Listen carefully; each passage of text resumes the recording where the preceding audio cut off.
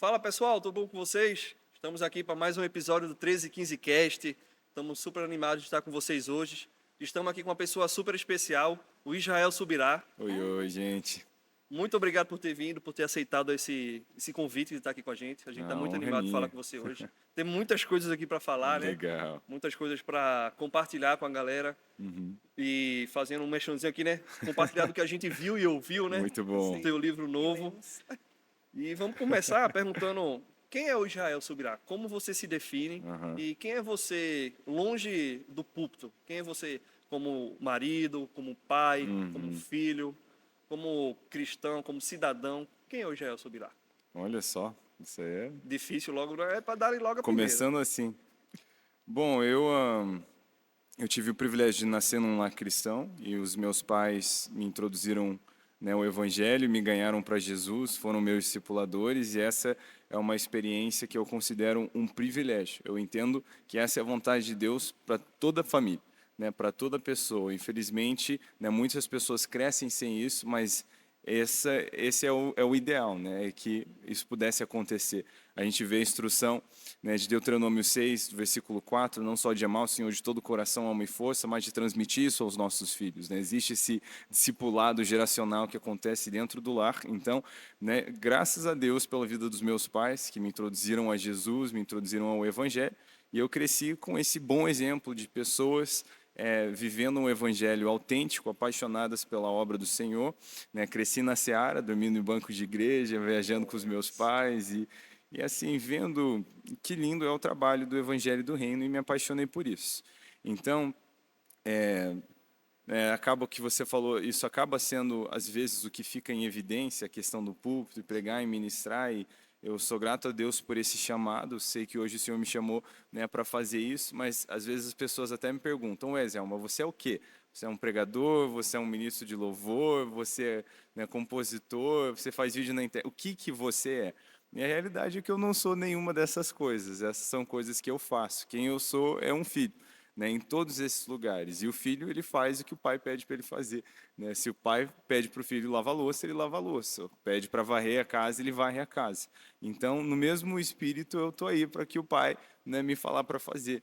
E mesmo, né, mesmo isso que eu amo, a questão da pregação, eu não preciso disso. Meu pai tem todos os empregos, assim, né, brinco com a questão, todo mundo odeia o Cris, mas brinco porque, assim, não é esse que é o necessário. O importante é a gente estar fazendo a vontade do Pai. Se Ele me chamar para fazer outra coisa, eu vou fazer outra coisa também, mas por hoje, né, é isso que ele me chamou para fazer, e eu tenho a alegria de fazer isso com a minha família. Então, em todos os lugares a gente acaba sendo a mesma coisa, né? Não devia ser... A gente tem uma tendência, às vezes, de dar mais valor ao que está mais evidência no corpo, quem prega, quem ministra, quem está lá em cima, mas nós somos uma grande tropa, e muito do que eu vivo com Deus acaba que é nessa, de, às vezes, não como pregador, não como, né, um ministro, mas no dia a dia ali, fazendo relacionamentos, amizades, né, através das minhas...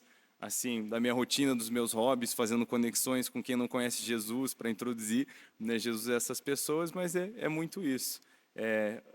Não sei se responde um pouco a pergunta, ou talvez a gente pode Claro. focar um pouquinho mais, mas é isso aí. As pessoas às vezes veem essas partes, mas tem, né, entre essas partes uma semana, né, com uma rotina normal, cuidando das crianças, né? Eu tenho 2 filhos, a Eila Maria e o Phineas João, o Finéas João. São lindos, viu? São demais. Então, eles vão para a escolinha cedo de manhã, eu e minha esposa vamos para o escritório da editora onde a gente trabalha, né? Depois pegamos as crianças e vamos para casa almoçar juntos, daí vou dar uma treinada e trabalhando o resto do dia em home office. Então, isso acontece, né? Tem essa parte, às vezes, que as pessoas não estão vendo, mas nesse dia a dia, cultivando o meu relacionamento com o Senhor, me esforçando para conhecê-lo e para fazê-lo conhecido também. E, assim, num grande aprendizado, né? Se tem alguma coisa admirável em mim, é eu tentando imitar Jesus e a galera que imita ele, mas, gente, tem muito para aprender ainda, e eu dou graças a Deus por estar cercado de pessoas que podem me ensinar, porque pensa num cara que precisa aprender, sou eu. Então,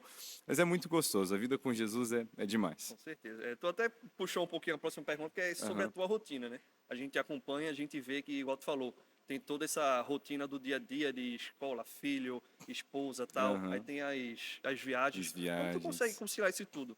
E no meio disso tudo, tu ainda consegue tempo para treinar, né? Para cuidar da saúde do corpo. Que hoje a gente tá aqui e fala, não, hoje eu não quero. E não tem nem metade dessa rotina assim, né?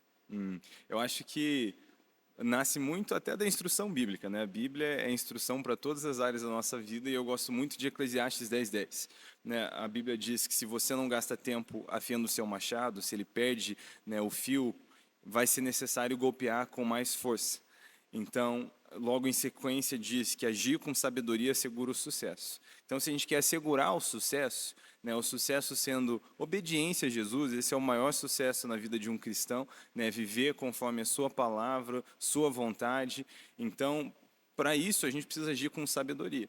E aí vem a parte de moderar bem, né, a nossa vida e organizar bem as coisas para que a gente não esteja vivendo fazendo esforços inúteis, que é como no caso de quando você não afia o seu machado. Então, né, por isso eu gosto de dividir minha rotina em 3 coisas, que é cortar madeira, afiar o machado e descansar de fazer as duas. Esse é o ciclo, né, sustentável que eu encontrei na palavra de Deus que me permite, né, viver isso semana após semana.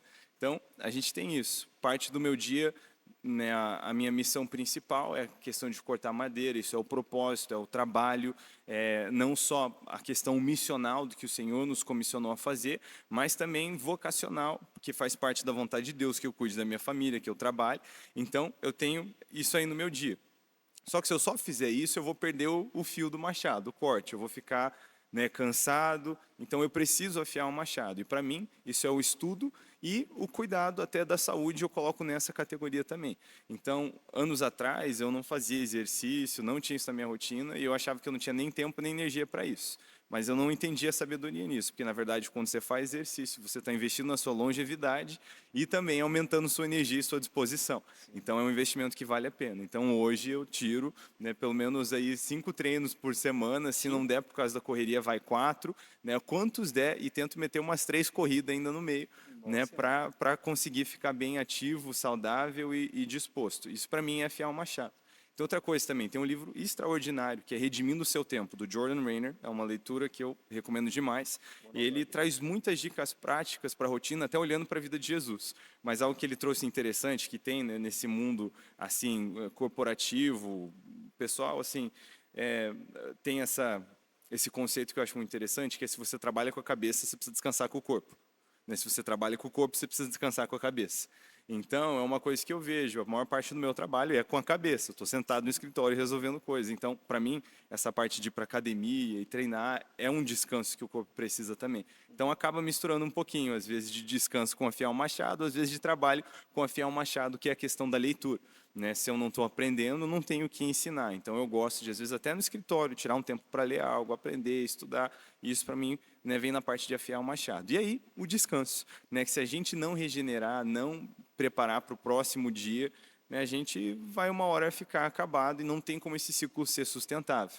Então, assim, né, debaixo de sabedoria bíblica, eu e minha esposa tentamos fazer uma fração de trabalho e descanso de 6-1, e a gente tenta fazer um descanso de manutenção durante a semana, porque o descanso que a gente quer, às vezes, não é o descanso que a gente precisa. O dia foi puxado, a gente quer, então, né, sentar lá no sofá, assistir um seriado, só que daí você vai dormir mais tarde, não descansou muito bem.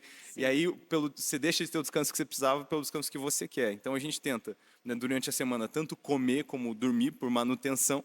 E aí a gente tem um dia por semana para descansar, o descanso que a gente quer. Assim, nesse dia não trabalha, não pega no celular, assiste seriado, eu e minha esposa, vamos no parque com as crianças, é um dia para respirar mesmo, e aí tocamos de novo. Então, isso tem feito a nossa rotina sustentável, sabe, agradável e produtiva também, né, dentro disso. Às vezes, teve um dia um amigo, não sei se é sábio isso, mano, você fica lá 1h30 fazendo exercício e perde de trabalhar.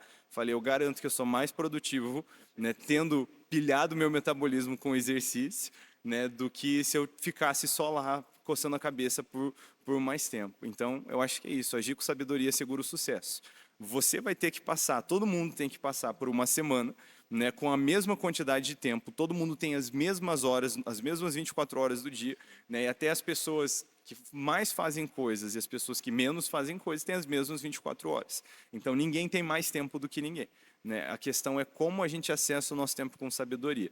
E aí entra a parte da organização. E não sei se estou indo muito longo nessa resposta, mas é muito crucial para o reino de Deus, porque, né, a gente vê em 2 Timóteo 1,7 que nós recebemos, né, um espírito não de covardia, mas de poder, amor e moderação. A palavra moderação no grego sofronismos, ela fala de autocontrole, a capacidade de se controlar. Então é interessante que para o exercício do reino dos céus, que é algo segundo o espírito que nós recebemos inclui, né, domínio próprio. Moderação, saber se controlar. E, obviamente, para o cristão, ele precisa de uma vida de moderação constante, né? Eu preciso fazer a moderação do eu, porque não sou mais eu quem vivo, mas Cristo vive em mim. Eu não vivo mais para os meus desejos e vontades, mas para fazer a vontade daquele que me chamou. Então, eu tenho que fazer a moderação do eu. Eu tenho que fazer a moderação da carne.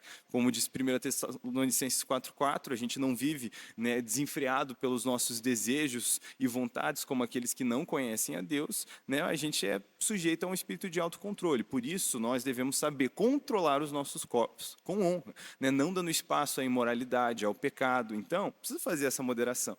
E aí vai do mesmo jeito, a moderação do tempo, até a moderação da alimentação, porque a gente pega pecados como a gula, a gente nem chama de pecado mais. A gente diz coisas no nosso meio, né, de hoje eu vou comer até o umbigo virar para fora, e a gente dá risada, né, como se não fosse uma falta de respeito para com Deus isso. Só que 2 vezes Satanás teve a oportunidade de acabar com a humanidade, e as 2 ele foi na comida, né, tanto no Éden como no deserto com Jesus, é onde ele foi. Agora, onde o primeiro Adão caiu, né, o segundo Adão, Cristo teve uma postura completamente diferente, né, debaixo de muito provavelmente inanição, ter sido vivo sendo consumido. Jesus olha para Satanás e diz: não só de pão viverá o homem. E a gente vê esse relacionamento de Jesus com a comida bem controlado.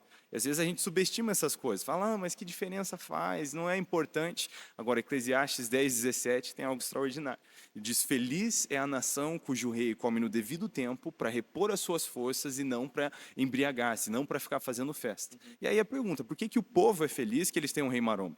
Que diferença faz para o povo, a nação, a terra, que o governante vai comer com uma balancinha e ele come o que é necessário para repor as suas forças e não para ficar fazendo farra? Porque a disciplina, ela é extravasante, né? Hoje a psicologia chama isso do hábito angular, que é quando você aplica a ordem sobre uma área da sua vida, você quer aplicar para as outras. Só que a Bíblia já dizia isso em Eclesiastes 10:17. Por que o povo é feliz? Né? Porque o rei que sabe se controlar na frente do prato, ele sabe se controlar na frente do cetro. O rei que consegue se controlar na hora de comer, consegue se controlar na hora de fazer leis e punir criminosos. Por isso o povo tem proveito.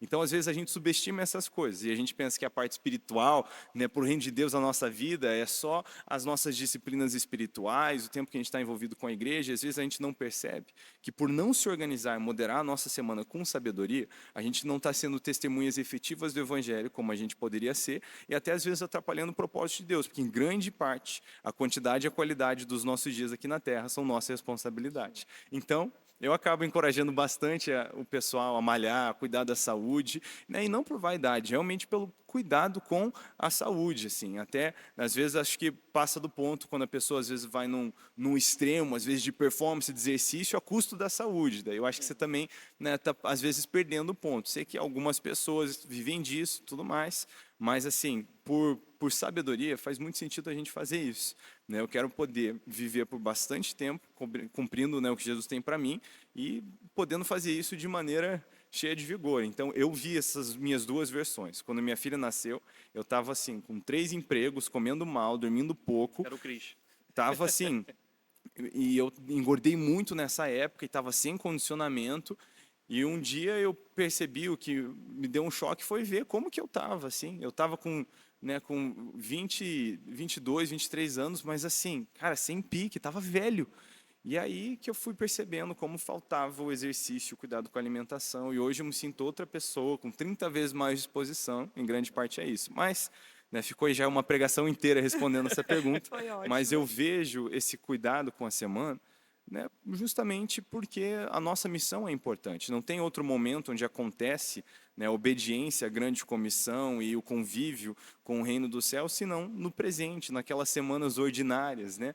Então, a gente precisa saber fazer isso. E fazer isso com sabedoria. Às vezes, ler o dia, sabe? Já teve vezes que eu e minha esposa, a gente olhou um para o outro num dia e falou: cara, não dá, a gente precisa descansar. Tipo assim, passamos do ponto, não descansamos o suficiente, e aí, cara, remaneja o que pode. Às vezes tem uma reunião que não dá para perder, mas outra que dá para remanejar, e tentar respirar, tal, mas tudo no seu, né, devido equilíbrio, em moderação. Sim, Amém. essa questão do exercício é bem legal, porque a gente realmente tem que trazer importância ao que é importante. É. E às vezes Deus tem um propósito enorme na nossa verdade. vida, assim, até 80 anos, super servindo, alcançando pessoas. É E a gente está verdade. abreviando esse tempo quando a gente não A cuida da gente tá. saúde, porque provavelmente a gente vai ter algum problema de saúde, vai, Deus me livre, ficar acamado, né? Mas pode acontecer e a gente tem que estar pensando nisso. É verdade. Eu gosto de pensar, né? Está escrito na Bíblia, cuidar do templo do Espírito Santo. Exatamente. Então tem que cuidar. O corpo é o Israel, templo e a gente é o zelador. exatamente, exatamente. E em relação ao casamento, o Uhum. que tem te ensinado? Porque o casamento, ele é assim, né? É um desafio, é muito ensinamento, é muito da gente entender Deus, colocar o outro, amar o outro, assim, amar o próximo. E o que o casamento tem te Ah, ensinado? o casamento é maravilhoso. Depois de Jesus, a melhor coisa que aconteceu na minha vida foi casar com a Pri. Ela é uma discípula de Jesus dedicada e extraordinária, que me constrange no quanto ela ama o Senhor e no quanto ela se parece com Jesus. Então, assim, o casamento para mim, eu não tenho, sabe, o pessoal até diz, que casar é difícil, e tal, mas sinceramente eu não acho não. Eu acho extraordinário. Eu acho que quando, né, pelo menos eu fui ensinado com sabedoria da parte dos meus pais também que você não casa para ser feliz, você casa para fazer o outro feliz, né? E todo o ensino de Jesus acerca do casamento é muito altruísta, como você falou, é colocar o outro na frente. Só que quando você tem duas pessoas fazendo isso, é muito bom. Então eu não preciso me preocupar comigo, porque minha esposa se preocupa comigo. Eu me preocupo com ela, ela se preocupa comigo e isso, né, fica muito legal. Então, assim, nossa, como a Pri, ela é minha melhor amiga. E, gente, Deus abençoe a paciência dela, porque você não tem noção. Eu sou assim, eu sou mais introvertido, às vezes tenho conversas mais curtas com o pessoal de fora, tal, mas com os meus melhores amigos, às vezes eu sou uma matraca trica, assim. E especialmente quando eu não estou me sentindo bem, aí eu vou na Priscila e eu fico falando, nem sem entender o que eu estou sentindo, até eu entender o que eu estou sentindo. Ela é tão, né, paciente comigo, escuta e assim, para mim essa fase não só do casamento, mas de ver a Priscila como mãe, nossa, assim, é extraordinário, assim. Eu nem sabia que era possível eu admirar mais ela, mas nesse tempo eu estou vendo, cada vez que eu conheço uma parte nova dela, agora Priscila mãe, né, isso me admira mais. Agora eu sei que o segredo para viver isso é a gente se esforçar por cumprir a palavra do Senhor que Ele ensina. Né? Então, eu sou constantemente confrontado pelo Espírito Santo, como pai, como marido, como amigo, e isso é um bônus da gente ter um relacionamento com o Espírito Santo. Né? Mas, assim, obviamente, né, nós não somos perfeitos, temos muito para aprender. Eu falho constantemente, graças a Deus, temos, né, a graça do Espírito Santo, discipuladores sábios também para me, né, repreender, me ensinar, me exortar, me ajudar, né, me edificar como pai de família e como discípulo de Jesus. Agora, acho que o relacionamento com o Espírito Santo faz toda a diferença, porque eu gosto de aprender coração modelo de Jesus, então todos os dias eu tento, né, orar conforme Ele nos ensinou e eu tenho esse momento de pedir que seja feita a sua vontade na terra como no céu, e eu venho pedir sobre a minha terra, né, sobre a minha família, a minha casa, o meu trabalho, que possa ser conforme a vontade do Senhor. Então, eu peço ajuda para o Espírito Santo constantemente, Como é como difícil isso, marido. né? Como é difícil falar, seja feita a tua vontade e não a minha, né? Porque você às vezes percebe o quanto você é mal, né? O como a nossa vontade não é boa. Então, outro dia, né, teve alguma coisa que a Pri fez que me chateou e eu fui meio ríspido, meio seco com ela depois. E aí, no próximo dia, no momento que eu estava orando, eu cheguei na parte né, e me perdoa as minhas dívidas como eu perdoo os meus devedores. E o Espírito Santo falou sobre isso. Você precisa ligar para a sua esposa e pedir perdão para ela. Você foi seco com ela ontem. Você não foi rápido para perdoar. E aquilo me quebrou tanto, porque eu ainda naquele momento estava pensando no que ela fez, que eu não achei legal. E o Espírito Santo não estava nem preocupado com isso. Está falando, você não está tendo uma atitude legal. Então eu parei, eu liguei para ela chorando e eu pedi perdão e a gente teve esse momento, né, conversando e foi tão gostoso e eu senti o Espírito Santo tratando, né, o meu coração. E nós precisamos fazer isso. Às vezes a gente fica muito preocupado e obcecado com a nossa vontade. E aí a gente está lá chateado porque o cônjuge não faz o que a gente quer. Mas se nós estivermos buscando a vontade de Deus, a gente vai ter um ambiente extraordinário, né, no casamento. Então, direto eu sou apertado, também conduzido, às vezes o Espírito Santo, né, me ajuda no que falar, né, no que fazer. Então, assim, várias vezes eu estou ali tentando terminar algum trabalho, e a Priscila está na força-tarefa com as crianças, e às vezes eu estou escutando, mas estou ali na minha, não, preciso terminar isso, Espírito Santo, o que você está fazendo? Vai lá ajudar, né, a sua mulher, e eu vou lá e às vezes eu só vejo o sorriso, e parece que ela olha e tipo, nossa, era isso que eu estava precisando. E que legal que ela nem precisou pedir, porque o Espírito Santo sabe o que está acontecendo dentro do lar. Então, vira esse ambiente muito gostoso, e eu quero muito encorajar, né, assim, eu quero servir como encorajador para a minha geração, porque eu acho que eu nunca vi uma geração com tanto medo de casar, né, e eles, assim, às vezes olham tão assustados para o casamento, né, mas, gente, o casamento é um plano e um projeto de Deus que é extraordinário. Agora, tem que ser feito, né, conforme a ideia de Jesus, e a gente vê em Efésios, né, 5 isso, que o marido, ele ama a mulher como Cristo ama a igreja. Então, a gente tem esse padrão de relacionamento, né, algo muito altruísta, muito serviçal, muito, né, dedicado. Então, se a gente busca fazer isso, né, a gente vai viver algo extraordinário dentro de casa. A gente vai errar, mas se a gente souber dar ouvidos ao Espírito Santo para aprender quando a gente erra, sabe, a gente vai vendo. E acho que com o tempo começa a ficar um pouquinho mais fácil obedecer, porque você vê que o seu jeito não é o melhor, o do Espírito Santo é o melhor. Mas, assim, para mim tem sido uma experiência extraordinária. Sem falar, assim, que, né, graças a Deus, e a gente buscou isso antes de casar, nossos chamados são muito compatíveis, né? E é gostoso que a gente está vivendo como, assim, trabalhando para a obra, sonhando junto como discípulos de Jesus, né? A gente tem grandes sonhos acerca da nossa aposentadoria nos céus, então a gente conversa sobre isso, se ajuda nisso, e assim, eu vejo que para esse tempo tem sido demais poder ser o parceiro da minha esposa e ver a maneira como Deus está assim moldando ela, forjando ela para o grande chamado que ela tem no Senhor. Então, é uma alegria. Casamento é bom demais. Eu costumo dizer que é justamente essa parceria, esse companheirismo, né? Quando eu vejo um casal brigando, eu falo, ó, tem que ser companheiro, pô. Vocês são equipe. Vocês são equipe, é companheiro, isso aí, é tipo, entender um ao outro, né? É. E tudo mais. E aí tu falou que os jovens de hoje em dia têm medo de casar, né? Tem. E aí tu casou jovem, né? Casei. Vocês dois, no caso, né? Sim. E foram pais também muito jovens. verdade. Tu falou que teve com 22 anos, né? Eu acho que tinha 21, 22, por aí quando ela nasceu. Como é que foi esse? Como é que tu aconselha? Tu aconselha o pessoal a esperar mais? Cada um tem o seu tempo certo, né? Então não dá para dar uma regra geral para todo mundo, né? Eu acho que a única coisa que se aplica para todo mundo é seguir a sabedoria das Escrituras e entender o seu contexto. Então eu fiz isso no meu contexto. Eu escolhi, né, alguém que eu queria casar que não feria nenhum mandamento bíblico. Estava no Senhor, amando o Senhor, querendo servir o Senhor e correndo para a mesma direção que eu em termos de chamado. Então não tinha como a gente se atrapalhar aqui, né? E é uma escolha que a gente precisa fazer. Agora, eu também recorri a outros princípios, né? Por exemplo, de honrar os pais. Nessa época, né, ainda solteiro, vim recorrer à sabedoria dos meus pais. Né? Eles gostaram da ideia, me abençoaram. Né? Meu sogro e minha sogra também, mesmo jovem, abençoaram. Então a gente viu, uau, Deus está nisso. Se eles falaram não, sabe, ainda não, muito cedo, então espera. Sabe, o conselho bíblico é esse. Então, eu vejo tantas vezes as pessoas não querendo praticar os princípios bíblicos e aí depois, assim, tão chocadas que estão tendo dificuldades, às vezes, no casamento. Foram contra todos os princípios e agora não sabem por que a coisa está difícil. E tem um motivo pelo qual a gente tem nessas restrições. Não é porque Deus quer acabar com a nossa diversão, Ele é o criador da diversão. É que nosso Deus é sábio e Ele sabe onde a diversão termina e a destruição começa. Então, é para nossa proteção.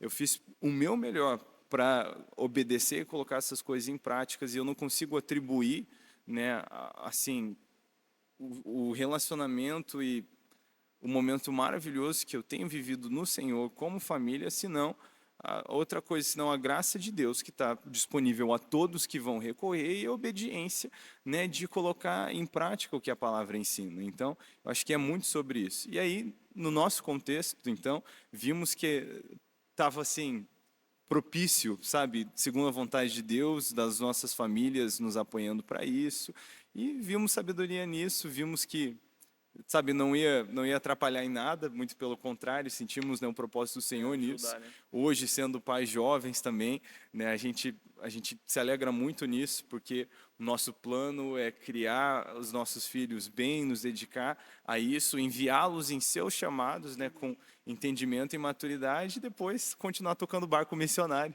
né, e servindo ao Senhor esperançosamente, ainda com muita energia e disposição no tanque. Então, a gente tem esse sonho e é gostoso poder viver isso. Agora, cada pessoa tem o seu tempo.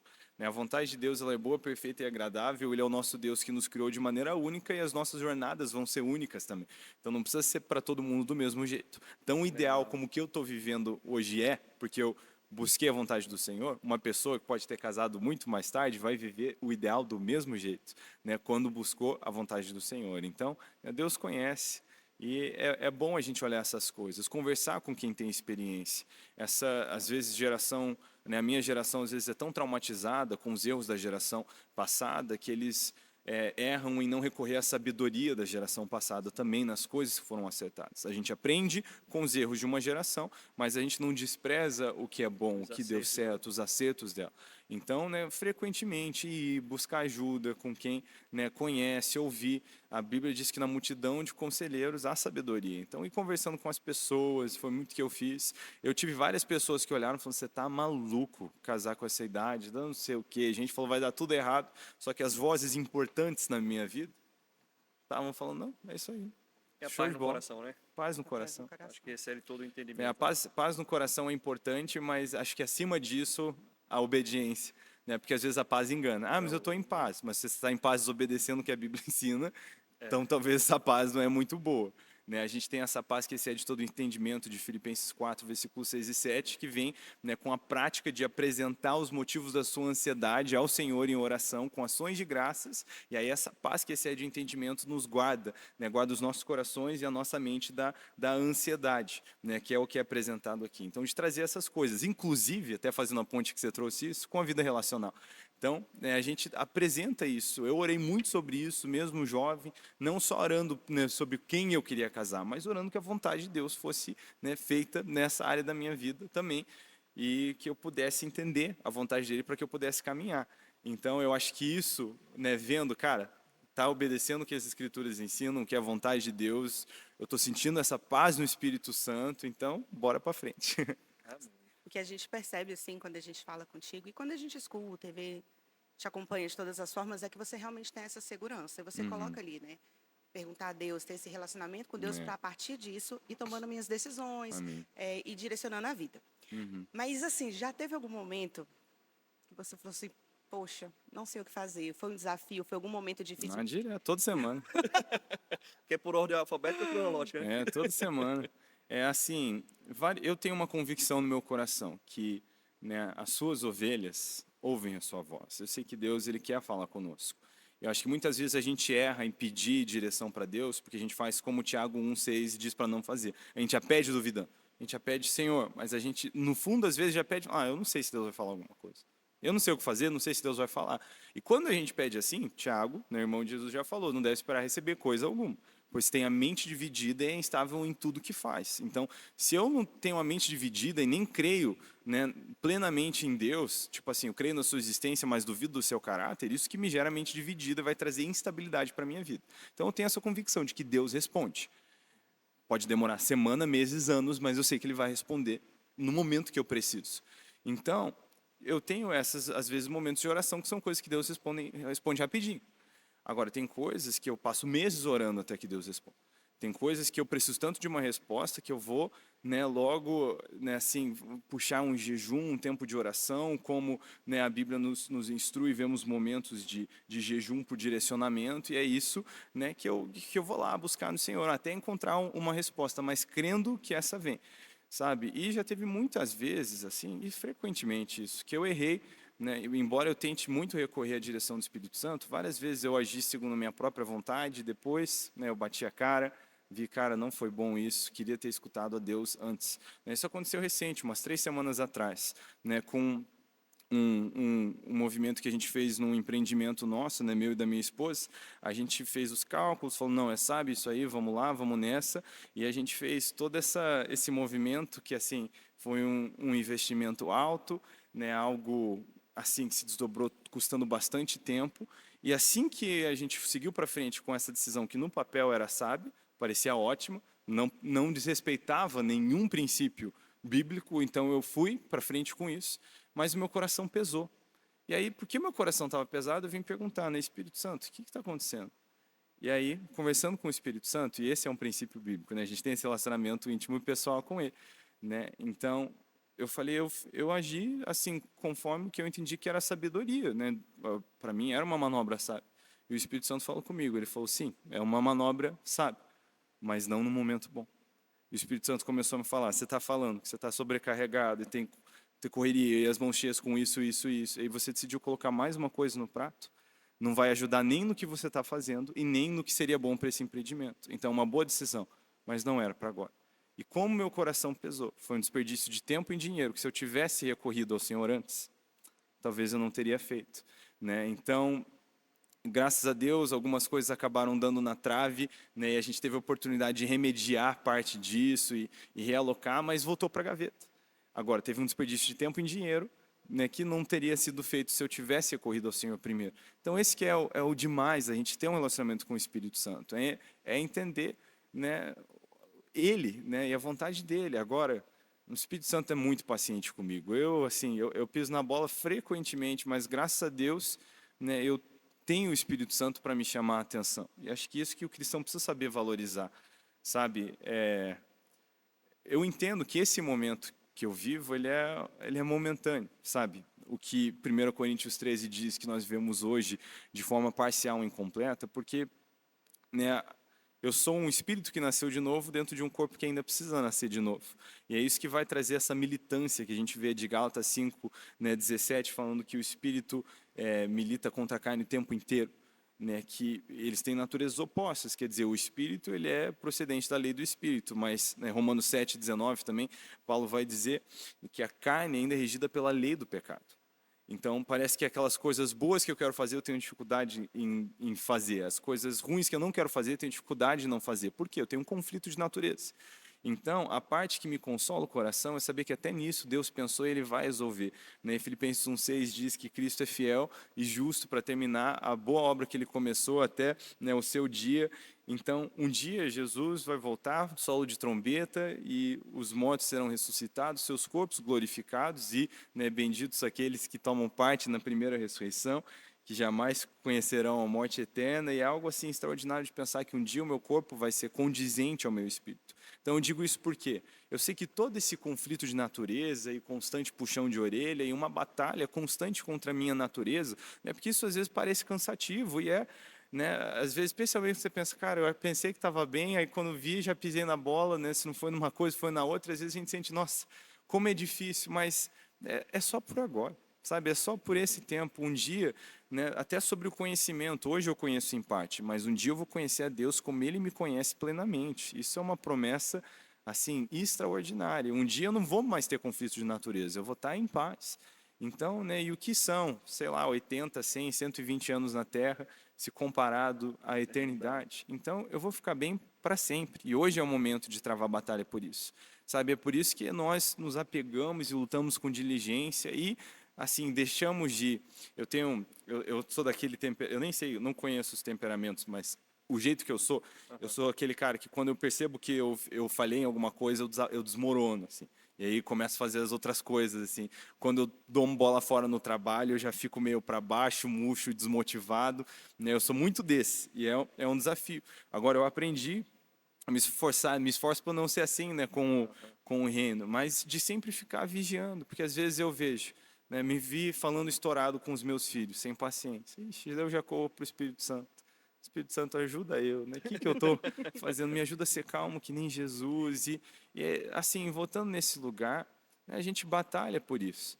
Né? Todos nós batalhamos para viver né, conforme a vontade de Deus em todas as áreas. Não só né, falando sobre né, o pecado, sexualidade, pureza, né, mas assim, na vida relacional, como pai, como marido. Agora, a boa notícia é que nós podemos vencer também. Não, 1 Coríntios 10, 13, até eu falo muito sobre isso quando falando sobre né, sexualidade, especialmente com jovens, adolescentes, mas nós temos esse princípio bíblico de que não existe tentação, não nos sobrevém tentação, né, que não é humana, e Deus ele não permite que nós sejamos tentados além da nossa capacidade de suportar, e Ele mesmo é fiel e justo para prover o escape quando isso acontece. Então, o que isso quer dizer? Eu nunca sou tentado além da minha capacidade de suportar. Quer dizer, mesmo quando eu estou no carro perdendo a paciência, eu nunca sou tentado além da minha capacidade de suportar. Então, nós podemos sim viver uma vida santa, justa, pela graça de Deus, né? Embora a gente vai travar essa constante batalha, é possível vencer. E aí, eu conheço homens que me inspiram nisso, são tão parecidos com Jesus. Meu sogro, né, meu pai, são homens que eu olho e falo, cara, eu quero ser desse jeito. E o que eu vejo que eles têm, e que eu quero imitar mais eles e me parecer mais nisso, é uma vida de relacionamento constante com o Senhor. Sabe, cara, eu vejo meu pai hoje, mesmo depois já de décadas no ministério, ele busca o Senhor que nem adolescente. Sabe, ele tira tempo com Deus, e ele puxa aquela Bíblia e gasta tempo em oração. E às vezes eu vou visitar ele na casa dele, eu pego ele chorando com a Bíblia na mão e ele começa a compartilhar a revelação de algo que Deus falou com ele. E parece que você está olhando para um adolescente recém-convertido.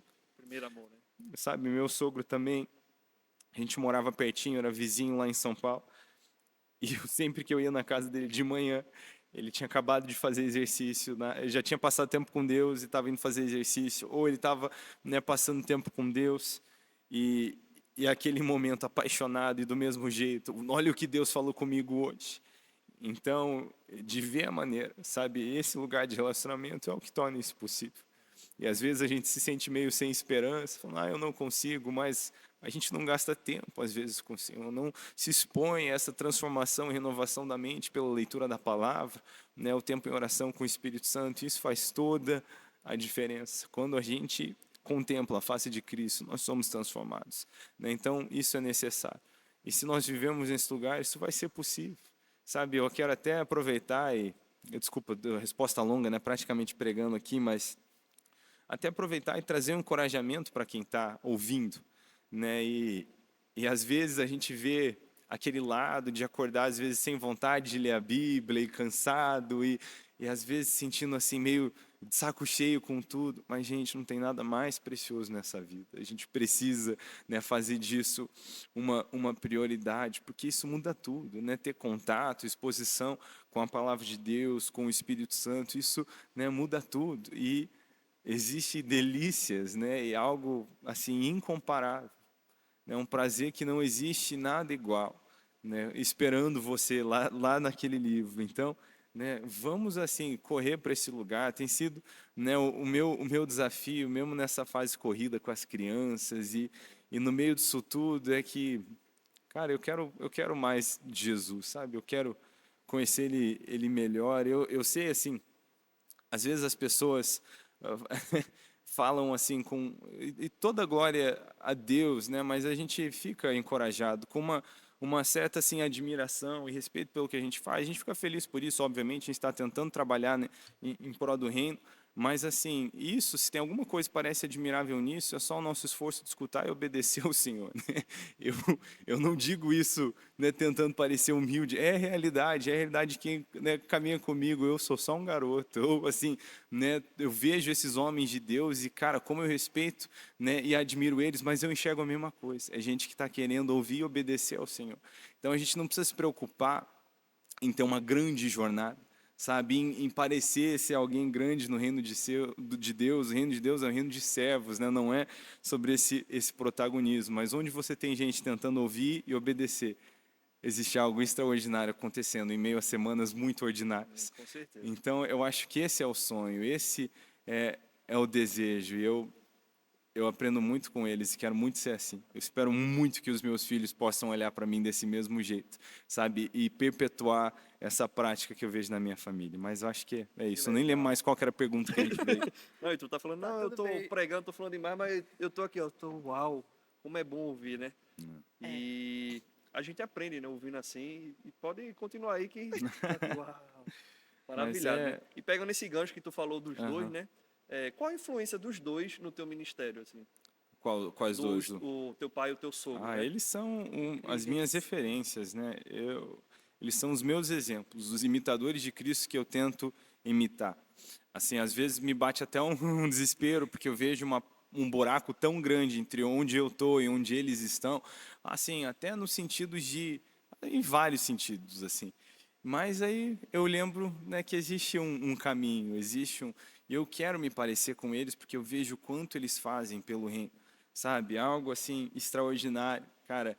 é ver meu pai, às vezes, chegando de uma viagem já para sair para outra. E ele está cansado, ele está podre, mas ele entra e sai pela porta com um sorriso, porque ele faz o que ele faz por amor a Cristo e a sua igreja, sabe? É extraordinário ver a motivação dele, de quem está perto. Meu sogro, do mesmo jeito, lá na Paz Church, vários cultos, né? 5 cultos no domingo, mais um na segunda, e ele lá naquele pique, com toda a disposição e do mesmo jeito, um sorriso, né? E uma leveza de coração no rosto, sabendo, né, que ele está fazendo aquilo por amor a Cristo e a sua igreja. Então, eu assim, eu me sinto chamado, né, obviamente, ao ministério e tenho muita vontade de estar nesse ambiente como eles estão, né, e poder fazer algo semelhante ao que eles fazem. Então, por isso, eles são muito a minha inspiração, porque eu vejo homens que não só, né, têm conhecimento, que buscam a Deus com diligência, mas, cara, que tem assim um caráter irrepreensível, sabe? A maneira que eu vejo esses dois agindo, né? E não só os dois, eu vou estender os 4, né? A minha mãe e a minha sogra também. Nossa, eu fico constrangido. A minha sogra é uma que, como eu olho assim para ela vivendo, penso, cara, eu preciso me converter. Ela também, assim, do mesmo jeito, busca a Deus, que nem recém-convertida, eu digo isso, aquela empolgação, aquela, né, novidade, mas ela é muito proativa em conversar com as pessoas sobre Jesus, o tempo inteiro, né? Todo lugar que a gente vai, ela puxa a conversa, ela engata, e não é porque ela só acha legal conversar com as pessoas, ela faz aquilo, né, de maneira missional. E é impressionante a quantidade de histórias e testemunhos que ela tem só porque ela está lá querendo obedecer ao Senhor e no avião ela puxa a conversa e a galera termina indo para a igreja, sabe? Ela está no mercado e ela puxa a conversa e a galera termina indo para a igreja e termina tendo um relacionamento com Jesus e vidas são transformadas e ela está nessa assim, né? Tempo inteiro. Então, nossa, me inspira demais isso, demais. A minha mãe também, assim, no relacionamento dela com o Senhor, no coração amoroso, paciente que ela tem, a maneira como ela lida, né, até nessa parte pastoral, com o cuidado, o discipulado, a exortação das pessoas, sempre com muito amor, muita paciência, muita sabedoria. Nossa, para mim é uma inspiração. Né, e agora ela também, no Ministério de Ensino, eu admiro demais a maneira como ela fala, né, com crianças e o conteúdo que ela tem preparado, que logo vocês vão ver mais sobre isso, né, para um ensino infantil, ver ela como vó hoje, né, com os meus filhos, e ela entrando na cabeça deles, assim, de um jeito fantástico, com muito amor, né, explicando as coisas do reino, e eu me emociono e aprendo demais com eles. E assim, se minha única missão na vida fosse me parecer que nem os meus pais, tipo assim, estaria muito feliz com isso. Se eu pudesse reproduzir o que eles foram para mim dentro de casa, para os meus filhos, Passar para a próxima missão geração. cumprida. Esse é o sonho. Admirável, a família toda admirável. Eu tenho uma história engraçada com o teu sogro, né, o pastor Ibiú, lembra? Lembro. Ele veio aqui, né? Uhum. E ele trouxe o livro dele, O Meu Amigo Espírito Santo, que é muito bom também. Vocês aí de casa, é muito bom esse livro. Essencial. E aí ele veio aqui, ministrou e tal, aí eu comprei o livro dele, né? E no final eu levei para ele. Aí falei, pastor, eu sempre compro esses livros aqui para ajudar quem está vindo aqui, né? Mas esse vai ser o primeiro que eu vou ler, viu? Ele Que falou legal. isso pro... Que legal. Na hora a minha pastora fez assim, Muito bom, muito vai bom. falar para ele que eu li, hein? Pastor, Muito eu bom. li, viu? Eu cumpri a promessa, viu? E às vezes eu sei que para quem escuta isso, uma família assim, e tem uma experiência completamente de família assim, vai pensar, nossa, mas isso não é justo. Eu queria ter uma família assim. É verdade. Não é justo. É isso. Esse é o desejo de Deus para toda a família. E um dia cada pai e mãe vai ter que responder diante do Senhor pelo que fez com a sua família. Então, sim, você tem razão. Agora, alguém tem que quebrar o ciclo.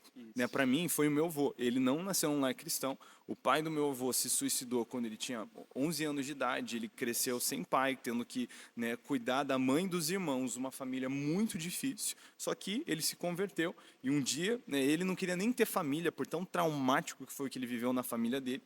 Mas um dia ele, né, lendo as escrituras, estava lá lendo o salmo de que Deus faz com que o homem solitário habite em família. E aquilo mexeu com o coração dele, porque ele era um homem solitário. Ele já não queria estar mais perto das pessoas e ter, né, não queria ter família, mas ele entendeu, cara, a família é um projeto de Deus, porque senão Deus não precisava, deixava o homem solitário em paz, né? Mas Deus faz com que o homem solitário habite em família e aquilo mexeu com ele. Então ele se esforçou por dar uma experiência diferente. para os seus filhos, né? Ainda, assim, com certeza uma experiência muito melhor do que a que ele teve, mas ainda assim, né, muito difícil, porque ele não teve pai. Ele não sabia como dar o que ele não teve. Então, toda a parte emocional, assim, foi muito difícil, mas uma coisa, né, o seu Juarez fazia. Ele, todas as noites, né, dobrava os joelhos e orava para aqueles guris e pedia ajuda de Deus para ser pai. Então, o meu pai já teve a oportunidade de conhecer a Cristo dentro do lar. E me proporcionou uma experiência ainda melhor do que a que ele teve. Então, hoje, eu sou então a terceira geração, né, servindo ao Senhor, e meus filhos vão ser a quarta, reproduzindo isso, mas porque um dia alguém falou, quer saber, eu vou fazer diferente. Então, se você não teve essa experiência, você que está ouvindo, cara, vira você a chave. Alguém precisa virar, que seus filhos tenham uma experiência diferente. Então, pensa que hoje eu estou colhendo coisas que eu não plantei de jeito nenhum, que meu avô plantou. Sabe, eu estou colhendo coisas que eu não plantei, estou colhendo coisas que meu pai plantou. E pretendo fazer o mesmo com os meus filhos. Então, é uma perda de tempo a gente ficar só olhando para a vida alheia e ficar comparando. A gente só tem a realidade para lidar e vamos ter que, né, responder ao Senhor pela nossa parte, não a parte dos outros. Sabe, existem grandes injustiças que acontecem. Não é da vontade de Deus que alguém fosse crescer sem pai. É a vontade de Deus que as pessoas fossem conhecer a Cristo dentro do lar e ser comunicado da importância disso com exemplo e não com hipocrisia. Então, sim, quem não tem isso, de certo modo, né, passa por uma injustiça. Agora, Deus é um Deus justo. E aí nós temos um princípio extraordinário, e o Eber fala muito sobre isso, que é onde abundou o pecado, superabundou a graça. Então, onde teve mais pecado, mais trevas, tem mais graça. Né? O Senhor vem equilibrar essas coisas. Então, para o homem que diz, eu não tive pai, como é que eu vou ser pai para os meus filhos? Né? Onde abundou o pecado, superabundou a graça. Ele vai ter acesso a mais graça sobrenatural para compensar, para que ele possa ser, né, um pai segundo a vontade de Deus e no melhor de sua habilidade. E além disso, com a ajuda do Espírito Santo, dá o que ele não teve. Então o Espírito Santo vem para fazer isso. Ano passado eu tive um sonho que foi muito marcante. E nesse sonho eu e minha esposa, a gente estava dando carona para uma amiga que não era cristã e ela começava no sonho a fazer perguntas. E ela falava, mas eu não entendo porque você está vivendo essas coisas e você tem essa facilidade de ver Deus como pai por causa da experiência que você teve dentro de casa. Falou, então, como é que fica para quem não teve? E aí, nesse sonho, a gente começava a conversar, falando, realmente, você tem razão. E a vontade de Deus é que todas as pessoas fossem ter isso. E aí a gente começou a falar sobre isso e, de repente, ficou muito claro como as nossas ações, elas influenciam muita coisa, sabe? Muita coisa. E que a gente não pode escolher as condições que a gente vai lidar com essas verdades, mas elas continuam sendo verdades. A gente pode escolher quais são as condições que a gente vai se esforçar por gerar. Então, eu vou responder sobre como eu ser filho, como eu fui filho. Eu que tive esses pais, né, que me ensinaram na palavra do Senhor desde cedo, também existe maior rigor por conta disso. Se eu decido tropeçar nessas coisas, eu estou fazendo isso passando por cima de muita chance de fazer certo. E eu vou ser cobrado em maior rigor por conta disso. Então, né, existe justiça na parte de Deus nisso. Né? Então, é muito interessante isso. Agora, eu vou responder não pelo como meus pais foram, sobre como eu fui como filho. E sobre como eu vou ser o pai dos meus filhos. Porque eu preciso fazer o meu papel em ajudar eles a entender. Então, né, para quem não teve isso, vire a chave, gere isso para os seus filhos. Imagina só que alegria, talvez você não veja de um lar cristão, mas aqui, imagina que há 3 gerações, né, a sua família caminhando com o Senhor, e um dia pode ter lá um jovem falando, cara, glória a Deus pela vida do vovô e da vovó, que viraram a chave da nossa família. E hoje nós vivemos essa vida por causa deles. Né, é o relacionamento que nós temos, né, com a minha avó, hoje é de agradecer a ela, né, de honrar ela por conta do preço que ela pagou e ver que a gente só vive essas coisas hoje por causa, né, dela e do meu avô. Então, é gostoso isso. Mas, assim, não adianta hoje a gente ficar conversando sobre as injustiças. Essas, quem vai fazer o acerto de contas é Deus. Deus vai retificar toda a injustiça e cobrar, né, vai ter um acerto de contas. Isso é tenebroso para a nossa própria parte, né, porque vamos precisar responder pelas nossas ações também. Agora, então, hoje, vamos focar no que dá para fazer em gerar justiça, então, para a próxima geração, para esse momento. Sabe, até na vida conjugal, que a gente falou mais cedo, eu não preciso responder ao Senhor sobre como minha esposa me trata. Só sobre como eu trato ela. Eu não preciso responder ao Senhor sobre como meus filhos vão me tratar, só sobre como eu trato eles. Então não adianta eu ficar pensando na parte dos outros e não fazer a mim. Falar, mas você não está tratando sua esposa com honra. Não, mas ela não me trata. Tá, mas o seu trabalho é esse. E especificamente para o homem vem com mais rigor isso aqui, porque o homem tem a responsabilidade de criar cultura dentro do lar, né, do que Deus faz escorre da cabeça. Então eu percebo. Quando eu me esforço bem na minha rotina para passar tempo com Deus, eu vejo que a Pri está do mesmo jeito. E quando eu começo a vacilar nisso, eu vejo que ela também tem dificuldade. Tudo que eu vejo que está acontecendo, cara, flui para os nossos filhos também. Quando a gente está lá se esforçando, sempre se tratando com respeito e amor, a gente vê os nossos filhos fazendo do mesmo jeito. Então, vai escorrendo. Então tem isso. Mas, assim, não sei se faz sentido isso, mas eu tendo a enxergar desse jeito. Eu me sinto num lugar muito privilegiado de ter nascido onde eu nasci. E a minha responsabilidade básica é continuar isso, obviamente. E o meu coração pesa por quem não teve isso. Porque a minha oração é que mais pessoas possam experimentar isso. Mas isso não é experimentável, a não ser que alguém decida dar a cara para bater. Então, demos a cara para bater. Com certeza. E você vindo desse contexto, né? Existe todo um percurso, um processo, uma trajetória do seu avô, seu pai. Uhum. Teve uma virada de chave para você sobre essa questão assim, vou escrever um livro, vou ser compositor, vou pregar? Ou você acha que aconteceu mais natural? Porque já foi algo meio que aplicado ali durante o seu processo, o seu crescimento, então já era algo que meio que você sabia que ia acontecer. Ou teve uma virada? Porque a boa parte das pessoas, tipo assim, tal ano, em tal processo da minha vida, eu entendi que era isso, e aí muda. Como foi isso para você? Foi, acho que ao decorrer do tempo, entendendo qual era o direcionamento do Espírito Santo, sabe? Então, de tentando muito fazer isso. E aí, ao longo do tempo, entendendo o que era esse chamado, mas com uma exposição muito boa a isso, né? Acho que muito que gerou essa vontade foi ver os meus pais, né? E o que eles vivem no Senhor e a maneira como eles enxergam o ministério com leveza e com alegria. Então, acho que foi muito essa combinação. Mas eles também, acho que foram muito sábios em me instruir no caminho, me ensinando a importância das coisas e não só me obrigando a fazer. Porque eu só se tivesse sido obrigado a fazer, então no momento que eu saí de casa eu já não precisava mais fazer.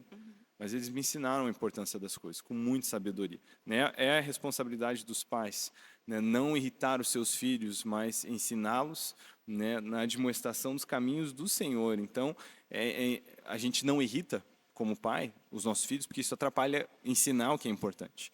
Então, meus pais foram muito sábios com isso. E eu acho que isso que pegou bastante. Então, a conversa sempre foi, você precisa, né, obedecer o propósito que o Senhor tem para você. Então, não era de uma maneira, você tem que fazer isso, tem que ser pastor, tem que... Não, você tem que ouvir o Espírito Santo e obedecer ele. Nós estamos aqui para te ajudar nisso, para orar, para entender. Então, eu não tenho sombra de dúvida que se o Espírito Santo tivesse para mim um chamado, vamos dizer, mais ativo, né, no mercado de trabalho, de maneira mais aparente secular, porque não é, né, tudo que nós fazemos, somos infiltrados do reino, discípulos de Jesus em primeiro lugar, mas eu sei que meus pais eles me apoiariam nisso também. Porque o que é importante é fazer a vontade de Deus. E nós sentimos o mesmo sobre os nossos filhos. Né? Ninguém é obrigado a fazer nada. Né?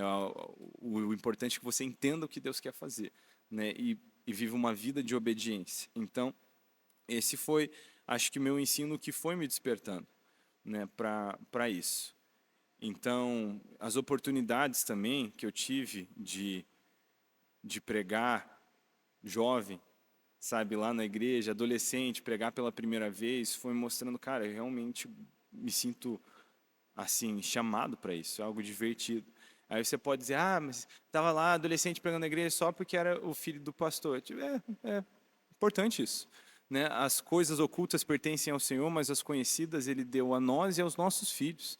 Então, as famílias têm que envolver seus filhos no que elas entendem ser seu chamado. Então, glória a Deus por isso. Obviamente, não dá para botar o filho do pastor pregar se ele está vendo uma vida, né, devassa, errada e toda torta, mas graças a Deus por essa exposição, né, de poder viajar com meu pai, ver ele ensinar, orar com os enfermos junto com ele, ver a galera ser curada, tudo isso foi muito marcante para mim. E de ter esse espaço para tentar, né, fazer isso.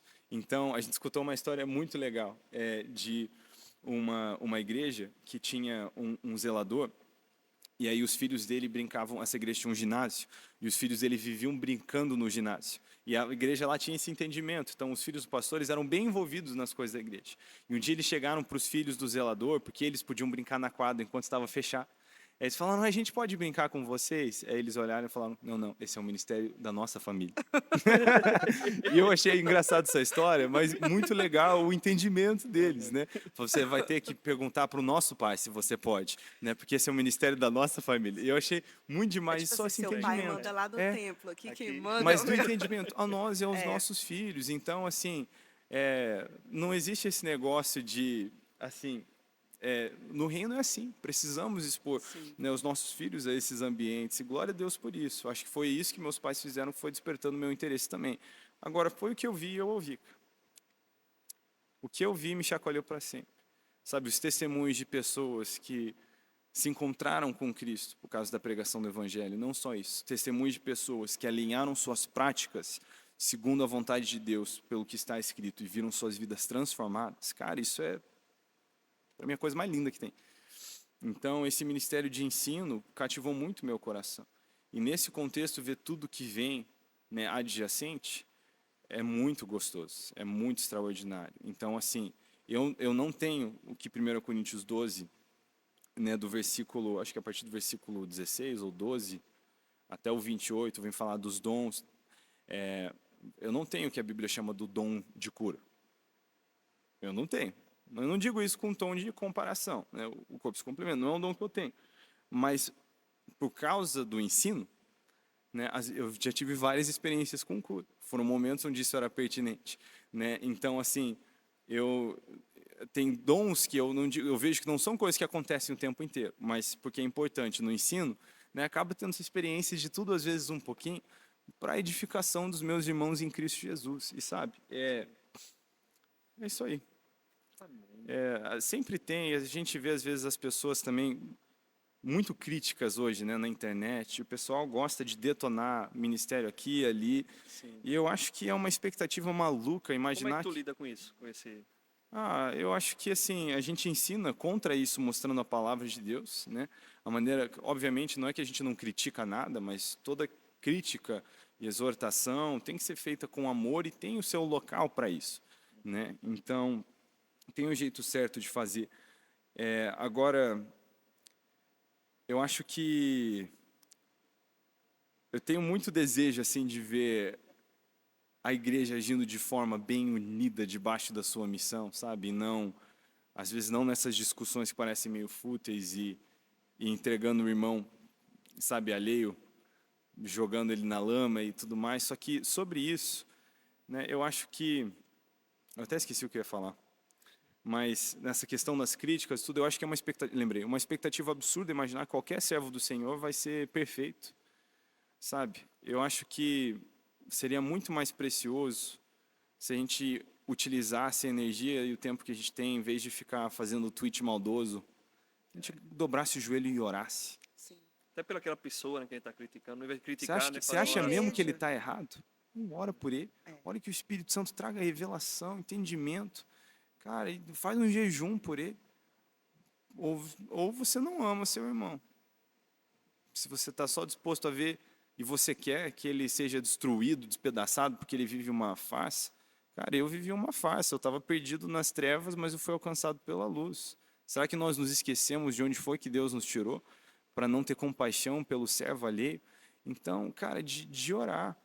Assim, eu mesmo tenho muitas falhas e assim muitas pessoas estariam certas em criticar, sabe, por essas falhas, mas nós estamos aqui para aprender, não vamos ser perfeitos. E estamos aqui, né, nos esforçando para obedecer o que são as direções que o Espírito Santo traz para a nossa família, fazendo o nosso melhor, né, por zelar e cumprir a sua palavra. E várias vezes eu sou confrontado no meu devocional quando vejo que tem coisas que eu não estou fazendo como eu deveria, né? Eu dou graças a Deus pela minha esposa, porque ela é muito inconformada. Sabe, ela não fica confortável. Ela sempre está pensando, né, na obediência, na palavra, no que nós podemos fazer pelo pobre, pelo órfão, pela viúva. Ela não descansa nesse sentido. Eu dou glória a Deus por isso, porque ela me faz refletir com muita frequência nisso. E me faz pensar muito nisso. Então,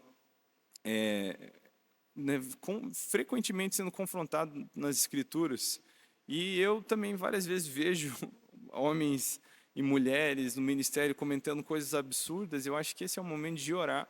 Quando tenho convívio, vou conversar, vou atrás, né? Se não tenho, de interceder, porque eu acho que melhor só do que ver uma máscara caindo e uma face esmiuçada Uma exposição, né? é ver um coração transformado. E Jesus tem poder para isso, sabe? Com certeza. Então, não sei, talvez até um desabafo, como eu lido bastante na internet. É. Não é tanto... Tu já sofreu preconceito religioso? Até um comentário maldoso, essas coisas?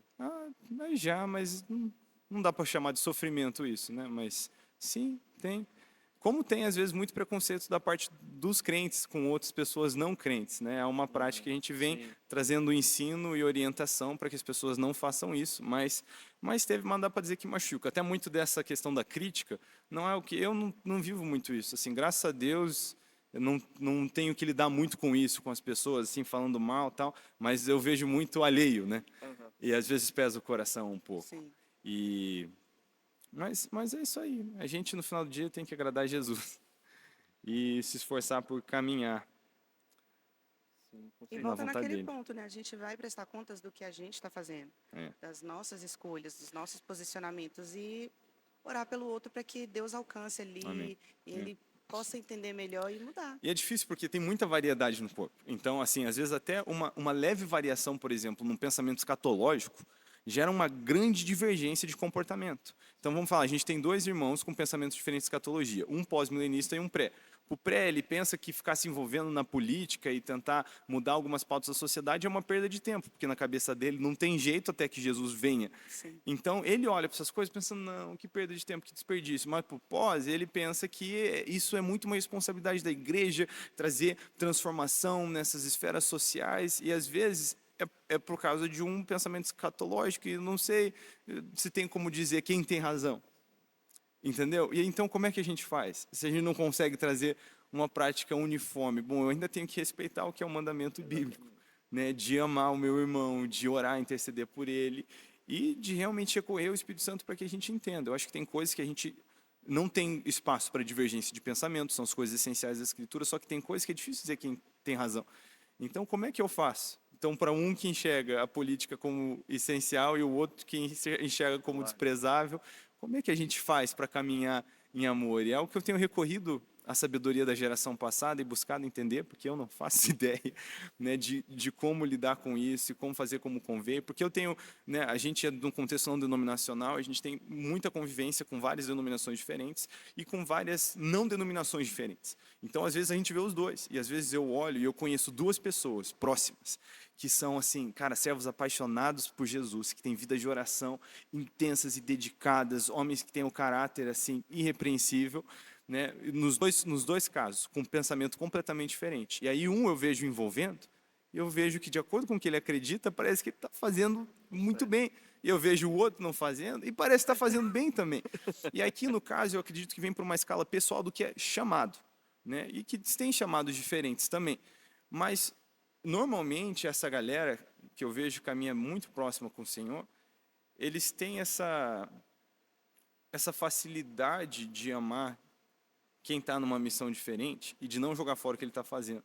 E de encontrar o ensino na parte essencial, mas assim, acho que aqui a gente entra num debate profundo que eu não tenho moral para falar sobre isso, porque eu não sou nenhum pastor, eu não tenho experiência cuidando, né, da igreja, eu sou, né, um irmãozinho em Cristo Jesus, congregando na igreja, então eu não tenho experiência, nem vivência, nem sabedoria para falar dessas coisas. Acho que sai mais, a gente começa a falar como amigo na mesa, começa a sair as coisas do coração, né? Mas acho que sai muito esse desejo de ver, né, uma igreja bem unida, né, como Jesus disse. Na verdade, o marco dos discípulos de Jesus, né, João 13:15, é isso? 13:15? Ele diz, assim o mundo saberá que são os meus discípulos, pela maneira que amam uns aos outros. Então ele não diz a igreja vai te reconhecer como um dos meus, ele diz assim, o mundo vai saber que você é um dos meus discípulos, pela maneira como vocês se amam. Sim. Então, meu desejo é ver isso na prática. Amém. É um pouco do que a gente fala de falar de Cristo sem verbalizar, né?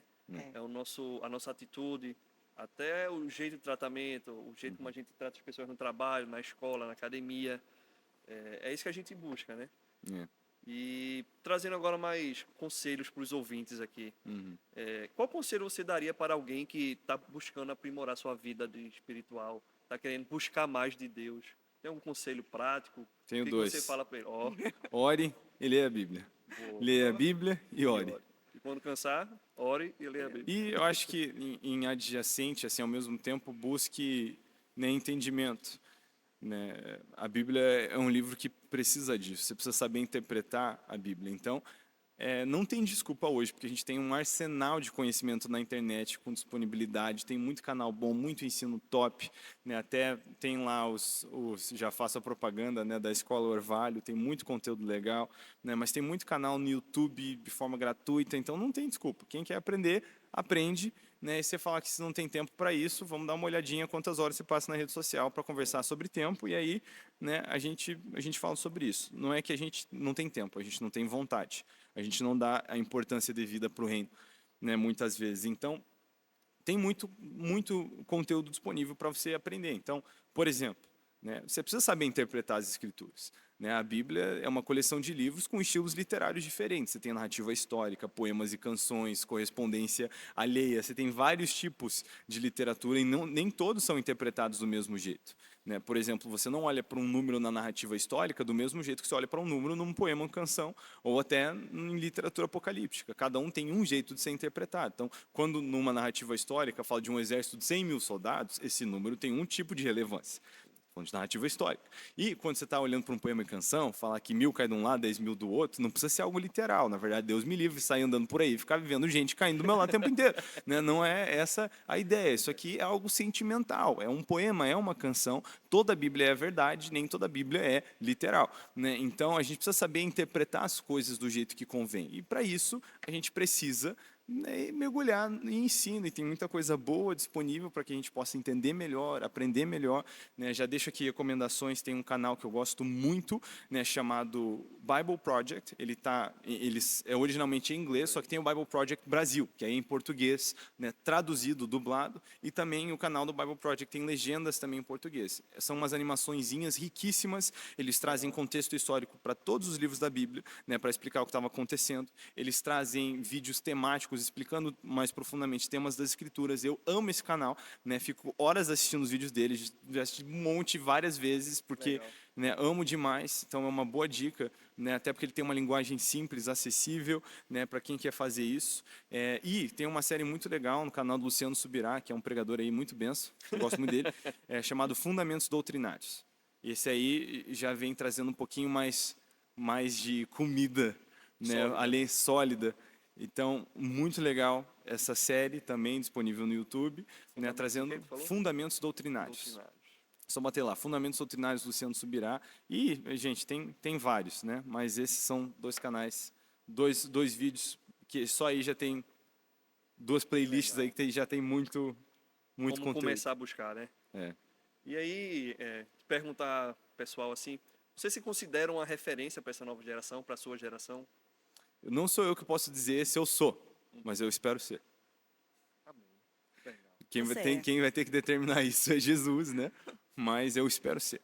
E eu acho que todos nós somos referência para a nossa geração, quando nós nos esforçamos por imitar os imitadores de Cristo e imitar a Cristo. Né? Então a gente vê Paulo, né, orientando Timóteo a ele, até a sua chegada, conduzir leitura pública das Escrituras e, né, não desprezar, ele na verdade diz, não se despreze, né, por ser jovem, não seja ser desprezado por ser jovem, mas seja exemplo, né, na conduta, na palavra, no amor, na fé, na pureza. Então, ele diz para Timóteo ser exemplo de todas essas coisas, mesmo que Timóteo é jovem, é um líder jovem. Então, eu vejo isso, e é muito interessante, Paulo, né, assim, mais de uma ocasião falando para imitar ele, porque ele imita Jesus, ele então entende que ele é exemplo, né, chama Timóteo a ser exemplo. Então, nós somos chamados para ser referência. Né? Todo cristão tem que ser referência em alguma escala, né, em algum lugar. Né? A luz, Jesus disse no Sermão da Montanha que nós somos a luz do mundo, a luz não se esconde debaixo de uma vasilha, de uma candeia, mas é colocada num pedestal para brilhar. E do mesmo jeito, os seguidores de Jesus, né, Jesus diz que as pessoas vão ver as suas boas obras e glorificar ao Pai. Então, aparecer, né, ser referência não é uma opção para o cristão. O seguidor de Jesus tem que fazer isso. Todos temos que ser referência, né, dentro de nosso contexto. Então, assim, eu espero ser, não que isso me coloque num patamar especial. Na verdade, é só tentar obedecer Jesus que faz isso. Então, eu tive algumas referências inusitadas assim na minha jornada com Cristo. Não são pregadores, missionários, são pessoas da área secular que me ensinaram em seus relacionamentos com Jesus. Um deles foi o meu coordenador escolar, o Hamilton. Eu espero que isso chegue nele de alguma maneira. Mas ele era um cara com várias faculdades, ele tinha 4 ou 5 faculdades, proposta para trabalhar em multinacional na Europa, empresa nos Estados Unidos, um cara disputado, mas ele entendeu um chamado de estar ali na coordenação escolar daquele colégio que eu estudei. Então, ele não estava ali pelo dinheiro, ele estava ali por propósito. Esse cara com relacionamento, né, íntimo, pessoal com o Espírito Santo, de maneira cotidiana, entendeu ali um propósito. Um dia, eu tinha acabado de entrar no 3º ano do colegial, eu estava com muita pressão da parte dos meus professores, assim, porque eu estava falando para eles o meu plano de estudar teologia não creditada, né, e eles tudo enlouquecido comigo, eu estava indo bem, estava estudando legal. E eles falam, não, você tem que fazer faculdade, não sei o quê, imagina o que você vai fazer da vida. E vendo os meus amigos falando, eu vou estagiar em tal lugar depois de 2 anos de faculdade. Quando eu tiver meu diploma, eu vou trabalhar com isso. E eu, tipo, eu não faço ideia o que eu vou trabalhar, como que não vou ter diploma, não sei se vou ter. Não... Então, porque o Senhor estava me direcionando para outro lado. E eu estava com o coração bem pesado. E ele, sem saber disso naturalmente, um dia, foi lá na minha sala, no meio de uma aula, falou, Israel, vem cá, vamos conversar. Eu já cheguei, sentei, falei, eu estou encrencado, né? Fiz alguma coisa. Ele, não. Não fui eu. Aí ele começou a falar, sem saber, eu não desabafei para ninguém sobre isso. Ele falou, Israel, é muito comum aqui, com vários colegas de classe, a gente vê que a maioria das pessoas tem um caminho convencional na vida. Então, várias pessoas fazem escolhas que são muito semelhantes. Mas nem todo mundo precisa fazer isso. E a gente vê vários casos, até no mundo, né, secular, de gente que não fez faculdade, né, e ele começou a falar sobre isso. Eu ouvi dizer que você está com plano de fazer uma escola bíblica que não é acreditada. Falei, sim. Falou, e eu sei que você, né, é apaixonado pelo Senhor, você sente que você é chamado para ministério e tal? Eu falei, Milton, eu sinto. Então, ele falou, então, sabe, fica tranquilo. Não sinta pressão por não estar fazendo uma escolha, por estar fazendo uma escolha diferente dos demais. Sabe, se Deus está nisso, ele falou, fica tranquilo. Às vezes você faz 1 ano disso e vê que não era, volta e faz faculdade. Não tem pressão para terminar, tal. Cara, ele tirou uma carga de pressão do meu coração, que eu vi o cuidado do Espírito Santo ali. E não foi um pastoreio, mas foi um coordenador de escolar, ouvindo o Espírito Santo. Eu não sei nem se ele sabe o que isso produziu no meu coração. Como Deus me tratou naquela salinha de um coordenador que estava ali para ouvir o Senhor de maneira missional. O meu chefe, o primeiro chefe no meu primeiro emprego, era cristão, na editora. Ele um dia estava conversando e ele falou sobre como Deus tratou o coração dele, porque sempre que as pessoas perguntavam, quando vocês vão ter filhos? Ele dizia, quando a grana estiver melhor, né? Quando a gente tiver uma sobrinha e tal. E um dia o Espírito Santo falou com ele, por que Mamon decide quando você vai ter filhos? E ele sentiu confrontar. Você não devia dizer quando Deus quiser? E o Senhor falou com ele, está na hora de ter filhos. Ele, mas Senhor, e as contas? Ele falou, isso aqui é comigo. Está na hora. E aí eles foram obedecendo o Senhor mesmo, sem a matemática fechar. E aí vieram promoções e oportunidades, né, de empreendimentos diferentes depois. Mas eu achei aquilo fantástico. Eu era adolescente trabalhando lá e ele me marcou. Porque eu via ele, semana após semana, Rafael, o nome dele, caminhando nesse lugar de intimidade com o Espírito Santo, de fazer as coisas que Deus mandava ele fazer, mesmo se a matemática não fechava. E ele é uma referência para mim até hoje, em obediência, fé, né? E hoje ele e a esposa têm cuidado de adolescentes lá na igreja de maneira extraordinária, são incríveis, e eu vejo eles caminhando nesse mesmo jeito. Mas nessa época, não, tipo assim, não era esse o caso, né? Mas eu digo isso porque várias e várias pessoas são referências para mim em seus tempos com Deus, na pureza, na conduta, no amor. Às vezes não são pessoas como Paulo. Às vezes são pessoas como Timóteo, ou as pessoas que congregam com Timóteo. Então, né, nessa de ser referência, eu espero ser, como acho que todos nós devemos ser, no pedestal que Deus quer nos colocar, para que a gente brilhe a luz de Deus, que os homens vejam as nossas obras e glorifiquem ao Pai. Amém. Amém? Mais alguma coisa, Raquel? O que você planeja para os próximos 5, 10 anos? O que você sonha? Ouvir Jesus e obedecê-lo. Amém. O resto vai acontecer. Ele vai direcionando, né? Uhum. Legal. E a direção desse livro aqui? Vamos começar a falar do livro agora aqui. Você já falou um pouco, né, do que você viu e ouviu, mas de onde surgiu a ideia de fazer esse livro aqui? Qual foi? Foi num devocional. Um dia eu estava lendo Atos 4 e meu coração sacudiu, comecei a chorar, só vendo a posição de Pedro e João diante de ameaças. Nós jamais poderíamos nos calar acerca do que vimos e ouvimos. E esse desespero por fazer Cristo conhecido e cumprir a grande comissão, cara, aquilo ali, de repente, no meu coração, eu só conseguia ver aquele desejo. Cara, eu quero ser um desses. Eu quero ser contado entre os discípulos de Jesus. Eu quero viver assim. E eu quero que a igreja viva assim. E aquilo, meu coração começou a pegar fogo e eu estava... Naquela semana eu fui ministrar. Eu estava em... Esqueci a cidade que eu estava. Criciúma é uma cidade? Santa Catarina? Criciúma. Estava lá com o Neco.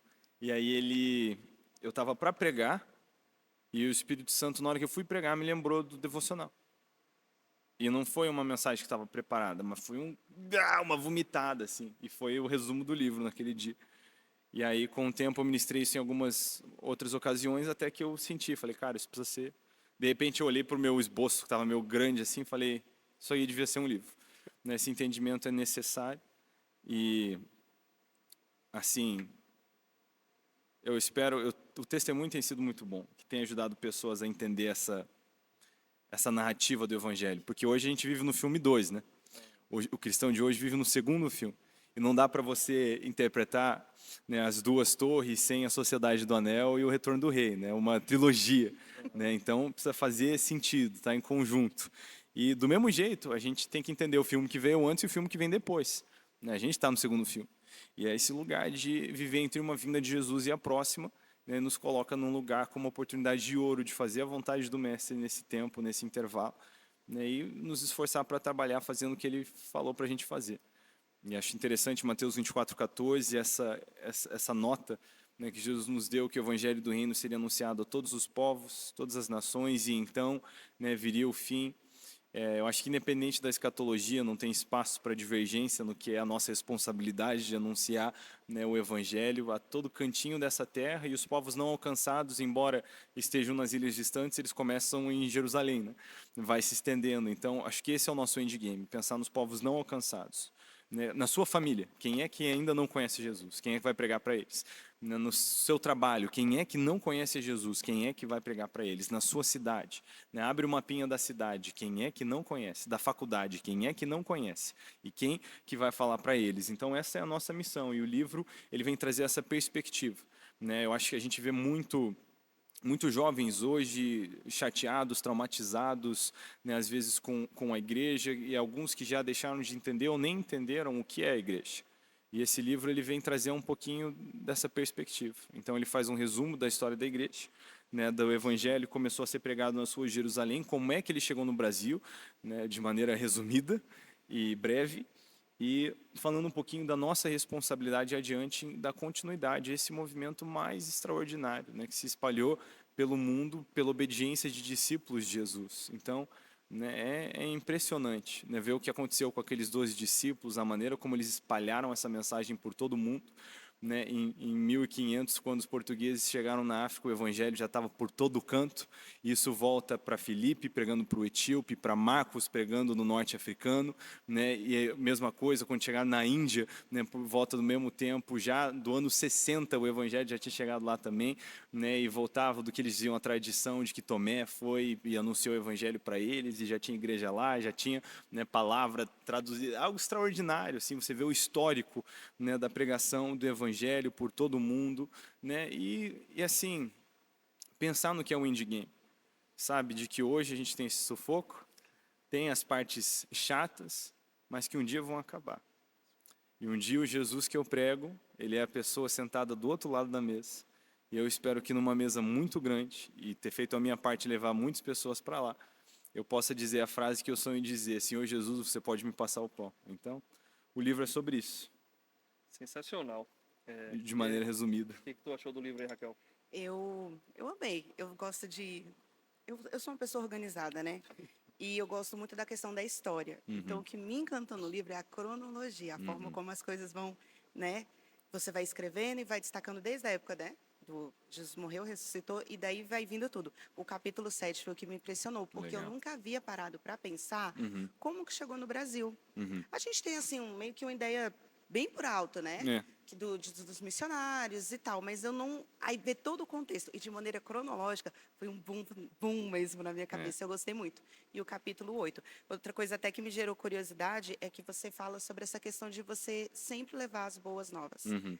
E que você faz isso no Uber, faz isso em restaurantes. Uhum. E você pode compartilhar aqui com a gente qual que é a sua estratégia, ou você quer deixar aí o spoiler para o Não, pessoal ler o eu livro? vou compartilhar, porque é importante. Se você conseguir ler o livro, leia, mas não vou segurar essa pepita.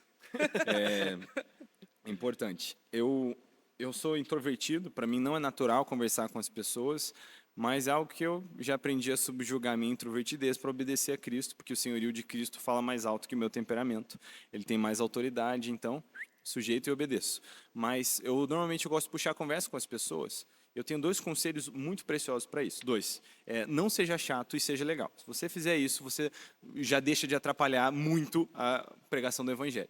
Né? Porque Jesus nos chamou para ser esse tipo de pessoa. Né? Pessoas que amam, que servem, que cuidam, que tratam bem. O cristão devia ser um amigo que todo mundo quer ter. Então, eu tento só conversar de maneira simpática com as pessoas e ver o que elas gostam de conversar. Né? E eu vejo o assunto que empolga as pessoas e converso sobre esse assunto. E aí, quando eu acho um gancho, eu falo sobre, né, eu pergunto para as pessoas se elas já ouviram as boas novas. E eu pergunto sempre com muito amor, com muito carinho, e as pessoas sentem isso, sabe? Várias vezes eu nem estou na minha cidade, não é como se eu estivesse tentando recrutar pessoas para minha seita, não é nada disso. Eu preciso transmitir o evangelho que me alcançou e que mudou a minha vida. E as pessoas veem a autenticidade de quando você está falando a verdade, sabe? E elas são tocadas por isso. Então, aí eu acabo tendo conversas bem legais por conta disso. Né? Restaurante, eu sempre falo, nossa, essa comida foi maravilhosa, o dia está lindo. Aí eu digo, o meu dia fica perfeito, agora se você tiver uma boa notícia para me dar. E há várias vezes, né, o pessoal fala, boa notícia hoje está difícil. Eu falo, realmente. Então deixa eu te dar uma boa notícia. Jesus está vivo e Ele quer ter um relacionamento íntimo e pessoal com você. Né? Ele morreu para te redimir ao Pai e você tem hoje esse acesso por conta do seu sacrifício. Começamos a conversar. No melhor cenário, isso leva a uma oração já ali, né, de arrependimento, de aceitar Jesus e já tentar encaminhar a pessoa para alguma igreja local da cidade. Né? Ou, no pior cenário, uma sementinha. E às vezes eu joguei a 3ª sementinha e na 4ª o negócio vinha. Né? A pessoa às vezes pensa, tipo, eu não tenho que fazer tudo, eu não sou protagonista desse reino, eu faço o meu melhor. Né? Às vezes você vai até sentindo, se eu forçar a barra agora, a pessoa vai fechar. Então, lancei a semente, vou parar, vou até onde dá. E aí, às vezes, na próxima, né, a pessoa está pensando, cara, 4 vezes eu escutei as pessoas falando que Jesus me ama esse mês. Isso não pode ser uma coincidência. E aí, a 4ª, o coração amolece, quebra. Então, não é um esforço em conjunto, mas eu gosto de puxar conversa, isso com estranhos. Né? E várias vezes eu estou andando na rua e eu só vou na loucura mesmo, falo, já escutou as boas novas? E eu começo a contar sobre o evangelho que transformou a minha vida. Né? E várias vezes isso viram conversas legais, extensas, e a gente sempre tem auxílio do Espírito Santo. Uma vez eu abordei uns adolescentes na rua, comecei a conversar com eles e falamos assim, uma exposição muito fora da caixa do evangelho, épica mesmo, foi maneiro conversar com eles. E aí no final, eu vi que eles estavam bem abertos, eu fui convidar eles para a igreja e o Espírito Santo falou, não convido eles para a igreja. Falei, ok. Foi claro, alto e claro. Então terminei de conversar, dei tchau para eles e virei, saí andando. Eles falaram, moço, a gente achou que você ia chamar a gente para alguma igreja. Porque o pessoal sempre vem falar de Jesus, está falando de algum evento e tal. Eu falei, não, imagina, eu nem pensei nisso. Falei, é? Aí eles, mas o fato de que você só veio e falou de Jesus para a gente tão despretensioso, você vai em alguma igreja? A gente quer ir na sua igreja. E aí eu convidei eles então, mas olha que interessante, se eu tivesse feito o convite, ia ter perdido eles, mas ouvi o Espírito Santo. Então o Espírito Santo sabe o que as pessoas precisam, e direto é isso, é dar aquela sentido. E às vezes, cara, eu estou num Uber e eu vejo ali, ou às vezes escutando o rádio, Uber, aí sai uma notícia. Uma vez aconteceu, mas o mundo está virado mesmo, né? Eu estava com a minha esposa esse dia, eu olhei para ela, falei, esse é o nosso gancho. É agora. E aí começamos a falar sobre a esperança em Cristo, né, que vai voltar, vai botar a casa em ordem e tal. E aquele foi o coração daquele homem ressoou com aquilo. Sabe? Então, vários momentos assim. O meu método de evangelismo predileto, e até o o livro fala das maneiras de pregar o evangelho de maneira prática, né? E tem uma estratégia que foi Jesus que nos deu, através de uma parábola, que é fazer amigos. Eu amo isso. Eu amo fazer amigos que não são cristãos. E a gente tem gostos em comuns e a gente conversa. E eles vão lá em casa, junto com os meus amigos cristãos, e passam um tempo sem pressão. Mas eles vão vendo, vão sendo expostos. E o que acontece? Quando você é um amigo segundo as Escrituras, você é um amigo muito bom. Porque você tem que colocar a importância, você dá mais importância ao seu amigo do que a você. Você quer ser o tipo de amigo, né, que dá vida pelos seus amigos. Né? Não tem amor maior do que esse. Você quer servir, lavar os pés, ouvir. Então, você acaba sendo o amigo mais legal que tem. O que acontece é quando alguém não cristão faz um amigo cristão que se esforça para ser como Jesus, ele quer estar mais perto de pessoas assim. E, de repente, ele está num ambiente onde ele é mais bem tratado que qualquer outro lugar. Pelo menos devia ser assim. Infelizmente, tem muitos testemunhos do contrário, que é a falha da igreja. Mas devia ser assim. E aí esses amigos começam a estar convivendo nesse ambiente, eles começam a ver gente diferente, que eles nem imaginavam que existia. Gente que vive em pureza, gente que vive em generosidade, gente que na hora de sair do restaurante deixa gorjeta, além de pagar a conta. Que essa galera não vive por... Gente que está empenhado em ação social, legítima, querendo, sabe, cuidar da cidade. Eles ficam vendo isso e falam, cara, eu quero estar com essa galera. E aí vai sendo exposto e tal. Foi muito legal. Eu fiz 2 amigos na pandemia, que, né, quando ficou todo mundo em casa, preso, e abriu uma folguinha, ressuscitou a antiga guilda que a gente tinha no World of Warcraft, um RPG que eu jogava quando era guri. E na pandemia os caras voltaram, e aí um dia me chamaram, e na hora que eu entrei, eu até pensei, nossa, perda de tempo isso aqui um pouquinho, né, homem crescido. Mas aí... Oi? Pai de família. Pai de família. Tava com a Ela nenezinha nessa época, dormindinho do meu lado, assim. E aí só que na hora que eu entrei, eu vi que tinha uns guri que não eram cristãos ainda. Aí eu falei, não, eu vou entrar de novo. Isso aqui é um investimento. E esses 2 guris aceitaram Jesus mais tarde. Legal. E aí, quando passou a pandemia, foram visitar a igreja, estão já bem encaminhados no meio dos nossos amigos. Então, assim, cara, gostou demais, sabe?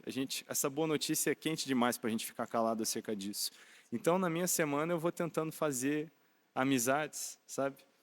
Às vezes eu vejo um jovem, assim, na academia, passando um sufoco no supino, daí eu só vou lá, ajudo ele a terminar, aí puxo conversa, aí vejo ele de novo na academia, vou virando o Jim Bro, né? E aí quando vê, estamos marcando treino junto, quando vê tem mais um amigo crente no meio, quando vê, tá indo comer churrasco lá em casa, quando vê, tá salvo ele, a família, os filhos, né? Então é ter essa paciência, esse amor de servir e transmitir o evangelho, sabe, com carinho.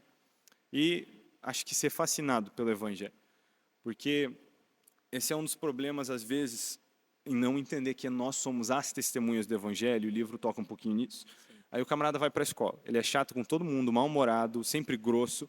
Aí ele vem falar de Jesus que transformou a vida dele. Os caras vão pensar, essa versão é a versão transformada? Deus me livre, né? O que Deus encontrou aí antes de transformar? Mas então eles não vão sentir o convite pelo tato, talvez pela palavra. Mas é importante demonstrar isso. Mas quando as pessoas veem a empolgação que você tem com o reino de Deus, e não tem. A pregação do evangelho, para os que não creem, é loucura. No final do dia, eu estou falando de um Deus que não tem começo, que criou todas as coisas e decidiu redimir a sua criação caída através de enviar, né, o verbo que se fez carne, através de nascimento virginal, que morreu e ressuscitou dentre os mortos, e um dia vai voltar para ressuscitar os mortos ao solo de trombeta com uma cidade de 2.300 por 2.000, na verdade, acho que dá 2.230 quilômetros por 2.230 quilômetros, uma cidade voadora. É loucura. Eu consigo entender quando a gente fala, e alguém pensa, que loucura é essa? Mas é verdade. Então, a gente manifestar o evangelho com entusiasmo, empolgação, eu acho que é muito importante. A gente vê isso até, tipo assim, tenho certeza, com vocês 2 na mesa, isso aqui é uma verdade universal. Eu garanto que vocês tiveram, em algum momento, algum professor muito legal. E mesmo se não era uma matéria que você gostava, quando você gostava do professor, você se interessava pela aula, não é verdade? São aqueles professores assim que, cara, chamado para ensinar. Tipo assim, tem explicação. O cara entra e passa um pedaço do filme do Indiana Jones para falar por que matemática é importante para a vida. Então, assim, aquela paixão de dar aula. E você se interessa por aquilo. Agora, tenho certeza que vocês tiveram também experiência contrária. Sabe aquele professor que se arrependeu da escolha que fez na vida? Ele entra na sala e já começa. É uma luta ficar acordado na aula desse professor. Por quê? Um é apaixonado pelo que transmite, o outro não. Se isso faz diferença na hora de ensinar história, matemática e geografia, imagina na hora de transmitir o evangelho. Então, você não consegue transmitir paixão pelo reino quando você não tem. Então, isso é importante, ser apaixonado pelo reino de Deus. Pois é. Quando eu comecei a ler o livro aqui, eu tomei um tapa na cara logo na orelha da capa. Eu fui até pesquisar como é o nome disso aqui. Só dá uma licença, eu vou ler aqui. A mensagem é importante demais para ficar escondida em nossas gavetas. É estrondosa demais para ser guardada no silêncio. Nunca, jamais poderemos nos calar a respeito do que vimos e ouvimos. Aí eu já li isso aqui e falei, uau!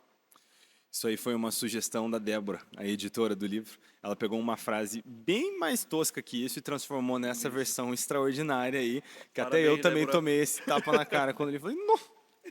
Ela deu uma força fantástica no livro aí. Que a gente estava começando o nosso podcast, né? Começando a solidificar o podcast, né? E aí a gente falou, vamos ler esse livro e tal, e veio essa lapada que a gente falou, tá certo, tá certo. É isso aí. E até o que o pastor Ebe falou aqui no prefácio, né? Que ele falou que toda hora é hora de falar, né? E esse livro é para toda hora. Isso e eu aí. falei, com certeza, esse livro veio na hora certa para nós aqui. E com Necessário. certeza, na hora que chegar na vida da pessoa, vai chegar na hora certa. Porque toda hora é hora. É isso aí. Eu falei, uau, que sensacional. E puxando para os capítulos aqui, eu gostei muito do capítulo 4. Porque... Um fogo imparável? Isso. E tu fala aqui que Jesus entregou a igreja para os jovens. E que a gente falou mais cedo também de tipo, é muito jovem. Não, Jesus entregou para os jovens e falou que a gente ia fazer mais coisas e maiores coisas do que eles fizeram lá, né? E eu falei, uau, que sensacional isso, né? E outra coisa também desse capítulo que eu achei como a gente que somos feitos para comportar o poder de Deus, né? Que eu falo muito também nisso, que quando eu aceitei Jesus, eu não ensino lá cristão, eu aceitei Jesus depois de adulto, e eu sentia que faltava alguma coisa, eu falo, né? É como se fosse a pecinha no quebra-cabeça ali, um Lego que faltava. E falar justamente isso, que faltava Jesus na minha vida, né? Que quando eu aceitei, parece que tudo fez sentido, e a minha vida começou a andar para frente, né? Tudo que estava travado, todos os meus A vida projetos... não faz sentido longe dele. Exatamente, todos os meus projetos estavam ali. E outra coisa que eu vi também aqui a gente pensa que vira super-herói assim e tal, né? Mas não de seus Vingadores, que tu até cita, mas fala que vão ter dias extraordinários e dias ordinários, né? E nesses dias extraordinários de leitura da Bíblia, a gente vai ter ideia de criar um podcast, a gente vai ter a ideia de criar um livro, porque a ideia do podcast foi justamente do meu devocional também. Estava fazendo devocional, e eu estava tão empolgado, tão apaixonado pela palavra, assim, que eu falei, eu não posso guardar para mim. Aí vim junto com a orelha do livro, eu falei, eu não posso guardar para mim, eu tenho que falar. E aí eu falei, vou criar um podcast. E aí eu li Romanos 10, 13 a 15, e falou isso, né? Como é que as pessoas vão ouvir se não tem quem pregue? Como é que eu falei, uau, eu vou criar esse livro, ou vou criar esse podcast. Mas também tem dias ordinários que tu vai ler e vai falar, ok, Deus é bom, Deus é maravilhoso, mas não vai ter isso, né? Eu achei sensacional esse capítulo aí. Isso aí é muito bom. E a sua resposta é a única resposta que a gente devia ter para esse texto, né? Tem que fazer. Sabe, é muito interessante. A gente tem essa passagem em Josué. Deixa eu ver, eu acho que é 24:17. Deixa eu olhar se é isso mesmo. Ou não. Vamos ver. Deixa eu abrir aqui, só para dar a passagem, o endereço certo. Mas ela fala muito comigo, perdão, 17:14, erradaço. O que acontece? Nessa passagem, Josué 17:14, né, os filhos de José, as tribos de Efraim e Manassés, eles vêm reclamar com Josué. Eles falam, nós somos o povo mais numeroso, mas a terra que você deu para a gente é pequena. Ele está tipo, não é pequeno. Ele, não, mas é porque tem um monte de árvore e não dá para ficar naquele espaço ali. Ele diz, não, você tem de tal lugar a tal lugar. Diz, não, mas tem muita árvore e também nas fronteiras tem os cananeus, né, e os ebuseus, não, esqueci qual os outros, outros zeus que estão com carros de ferro e eles estão reclamando. Nós somos o povo mais numeroso, mas a nossa terra, né, tem um monte de árvore e tem inimigos. E Josué está olhando para eles tipo, ué, vocês não são o povo mais numeroso? Então pega as machadinhas, meu povo, e abre o caminho. Né, derruba as árvores, vamos trabalhar. Então, eles estão vendo assim, um tratamento. Nós somos o maior povo e a nossa terra está complicada. E Josué está olhando, ué, vocês não são o maior povo?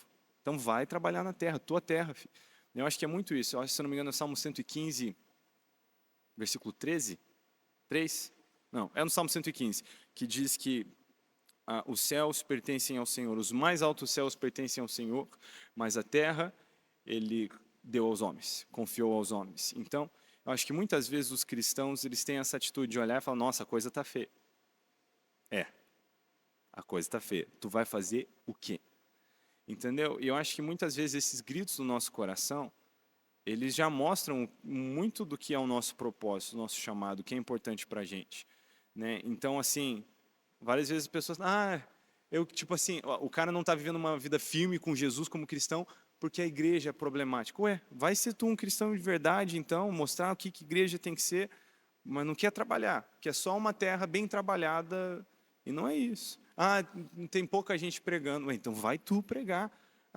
Falta isso na igreja, então vem tu trazer, né? Vem assim participar, mas bota a mão na massa, porque a quantidade de gente que reclama e fala mal, mas não faz nada é muito grande. Sim. Sabe? Gorda, é né, muito grande. Eu acho que é melhor tu tá tentando fazer alguma coisa e falhar e precisar aprender e ser redirecionado do que não fazendo nada. Na verdade, em toda a escritura, Deus nunca chamou ninguém que não estava fazendo nada. Chamou até Paulo, que estava matando os cristãos, estava trabalhando para o lado errado, mas foi alinhado, porque estava tentando fazer aquilo para agradar a Deus. Então, tipo assim, alguma coisa tem que fazer. Reclamação sem trabalho não faz sentido. Então, eu acho que a gente tem que ter essa resposta, sabe? Até o meu convite para quem está ouvindo e às vezes fica pensando, mas igreja é isso, igreja é aquilo. Então, vem ser igreja de verdade, vem dizer, vem comigo, olha como faz, vamos mostrar. Mas a geração passada, tudo bem, vamos aprender com os erros e acertos da geração passada, vamos fazer diferente, vamos trazer aplicação, né, contemporânea, necessário do que está escrito e não pode ser alterado, mas vamos nessa. Então, disposição de trabalhar, sabe, isso mesmo, te incomoda? Então trabalha, resolve. Está muito obstruído? Então pega machadinho. É isso que eu quero ver, uma geração disposta a trabalhar. E até volta no mais cedo. Né? Pode ter crítica para quem está trabalhando, mas está trabalhando. Pode não, deve ter, né? Vai ter. Né? Vai ter. Inclusive vai ter coisa que está certa. Né? Vai ter coisa que tem razão. É muito legal ver, né, o apostolado reconhecido de Paulo, por Pedro, e ele vem dizer, fala, não, tu que está fazendo, Deus está nisso, isso aí Deus te enviou para pegar os gentios. Só que Paulo diz, mas ele nos orientou, né, nos advertiu, que não deixássemos de cuidar dos pobres, dos órfãos e as viúvas, né, não deixássemos de cuidar dos pobres, que era uma prática muito forte da igreja, né, lá em Jerusalém com o Pedrão. O que Paulo diz que nos esforçamos por fazer. Então, Paulo vem, né, está conversando com os apóstolos, o que está acontecendo, e Deus diz, não, isso aí é o Espírito Santo, mas lembra dos pobres.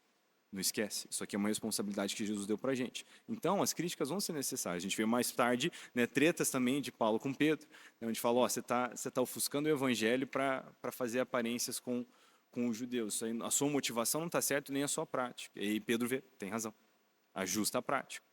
Mas é num contexto de amor, né, de camaradagem e de duas pessoas que estão trabalhando. Sim. Então,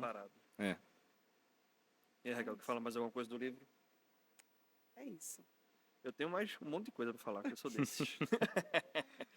Aí, igual você falou, tu fez o resumo histórico, né? Tu veio trazendo e tal. E uma coisa que me chamou a atenção foi no capítulo 6, que tu falou que, apesar do tempo sombrio, que foi quando Constantino meio que se converteu, daí em diante, né? Teve muita dificuldade a igreja. Toda, e fala que é um tempo sombrio, né? É. Que apesar do tempo sombrio, a igreja, na sua pior versão, ela fez bem ao mundo, né? Fez. E lá atrás... Temos relatos, né? Temos, tipo assim, obras de homens que nem Agostinho, gente envolvida, mesmo nesse tempo sombrio, com cuidado com os pobres. Agora, é muito triste, porque você pega um intervalo, né, do ano ali 312 até quase 1500 e pouquinho, 1514, 16, e você tem poucos relatos de coisas grandes que aconteceram. E essa própria, até é um capítulo curto do livro, né, não era tão curto, só que a gente já manejou e colocou algumas coisas que estavam ali em outras áreas que faziam mais sentido, acabou que ele ficou curtinho, mas até eu fiquei olhando e falei, cara, que triste, né, porque realmente não é, nós temos a idade das trevas chamada desse jeito justamente porque faltou luz nesse tempo. E nós tivemos a igreja engrenada em práticas nada bíblicas, que não era vontade de Deus, coisas que traumatizaram o mundo, né, de certa forma, e que não são coisas que Deus nos chamou para fazer, e não fazendo o que Deus nos chamou para fazer. Então, a gente vê a falta que faz a luz se manifestar. Né? E mesmo nesses tempos sombrios, ainda tiveram relatos incríveis, coisas legais que aconteceram, mas eu acho que é algo que deixa a gente pensando. Durante esse tempo também foi afastado, né, a partir de 308, se eu não me engano, 312, que foi a conversão de Constantino, e é a partir disso que começou a institucionalização do Evangelho.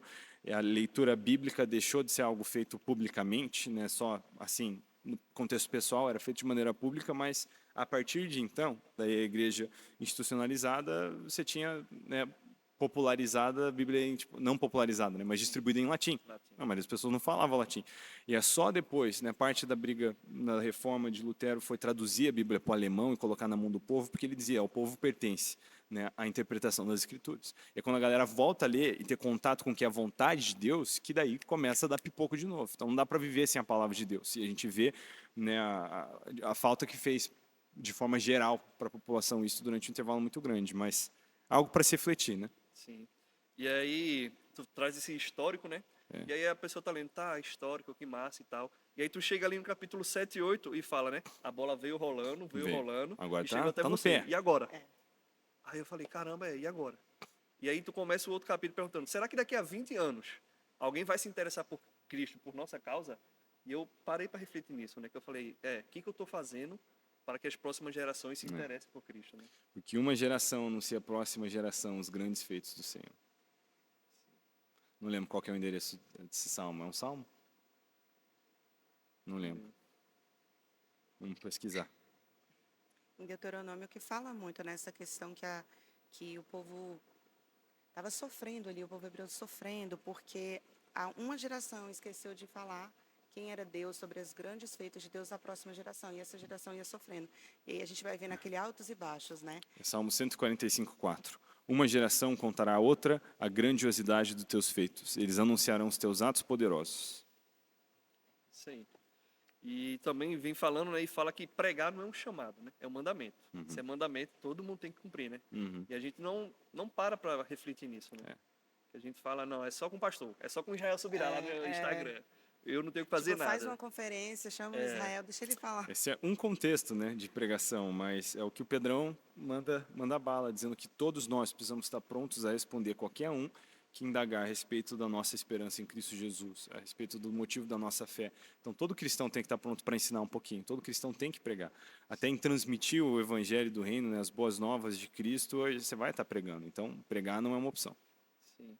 E também tu fala aqui que faça as desculpas se ajoelharem, né? Tem que ser melhor que a sua desculpa, né? Tem que. Eu acho muito interessante. Achei muito interessante o jeito que você veio fazendo o livro, tudo que tu veio trazendo ali. E é isso aí, no final tu fala, e aí, tá com você. Ficou legal esse livro, né? Feliz. Ficou muito legal. E a capa ficou muito boa. Eu vou confessar que eu sou daqueles caras que eu me interesso pelo livro pela capa. Eu olho a capa assim e falo, não, essa capa é interessante, deixa eu dar uma olhada. Glória a Deus por isso. Deus é bom. Amém. Deus é bom. Então é isso. Quer falar alguma coisa mais? Isso aí. Já. Então vamos deixar pro pessoal aí, como é que o pessoal te encontra nas redes sociais, como é que faz para ter a chave, tua palavra? Tem um canal no YouTube que eu acho que é Isra ou Israel Subirá. Acho que se procurar Israel Subirá vai achar. Se não achar, roda para baixo ali, uma hora aparece. Se não, só procurar uma música Me Leva para Casa, que daí essa tu acha. E toda a rede social Israel Subirá. Legal. Aí encontra por lá. Não tem algumas que demoram para postar um pouquinho, né? Vida corrida, correndo atrás das crianças. Rotina. Mas de vez em quando aparece alguma coisa, em grande parte, assim, acho que na maior parte do tempo, realmente com o intuito de dar uma encorajadinha e um gás nos irmãos em Cristo Jesus, é isso aí. Que legal. Minha aspiração na vida é essa, ser um irmãozinho em Cristo Jesus. Amém. Que encoraja os seus irmãos. Que legal. Amém. Que Deus continue te abençoando, Amém. te dando forças, discernimento, né? Que Amém. você continue no centro da vontade dele. Amém. Glória a para Deus. que você continue falando do que você vê e ouve. Amém. E que esse livro chegue, assim como chegou em nós, né? Chegue em todas as pessoas. E que a gente faça essa bola de neve girar, né? Para que daqui a 20, 30, 40 anos as pessoas possam... As pessoas de fora e também da nossa família, igual você falou, um dia a gente vai ser avô, ser bisavô, e falou, não, obrigado pelo vovô Israel, pelo vovô Milton, pela vovó Raquel. E Amém. que continue assim, né? Que o nome de Deus seja louvado, né? Glória a Deus. Amém. E para você que está em casa, curte aí, compartilha, coloca aí o que você achou, comenta com a gente, comenta com o Israel aí o que você achou. E até a próxima, se Deus quiser, tá? Um beijo e tamo aí. Raquel. Beijo, pessoal. Até a próxima. Tchau, tchau. Valeu. Valeu!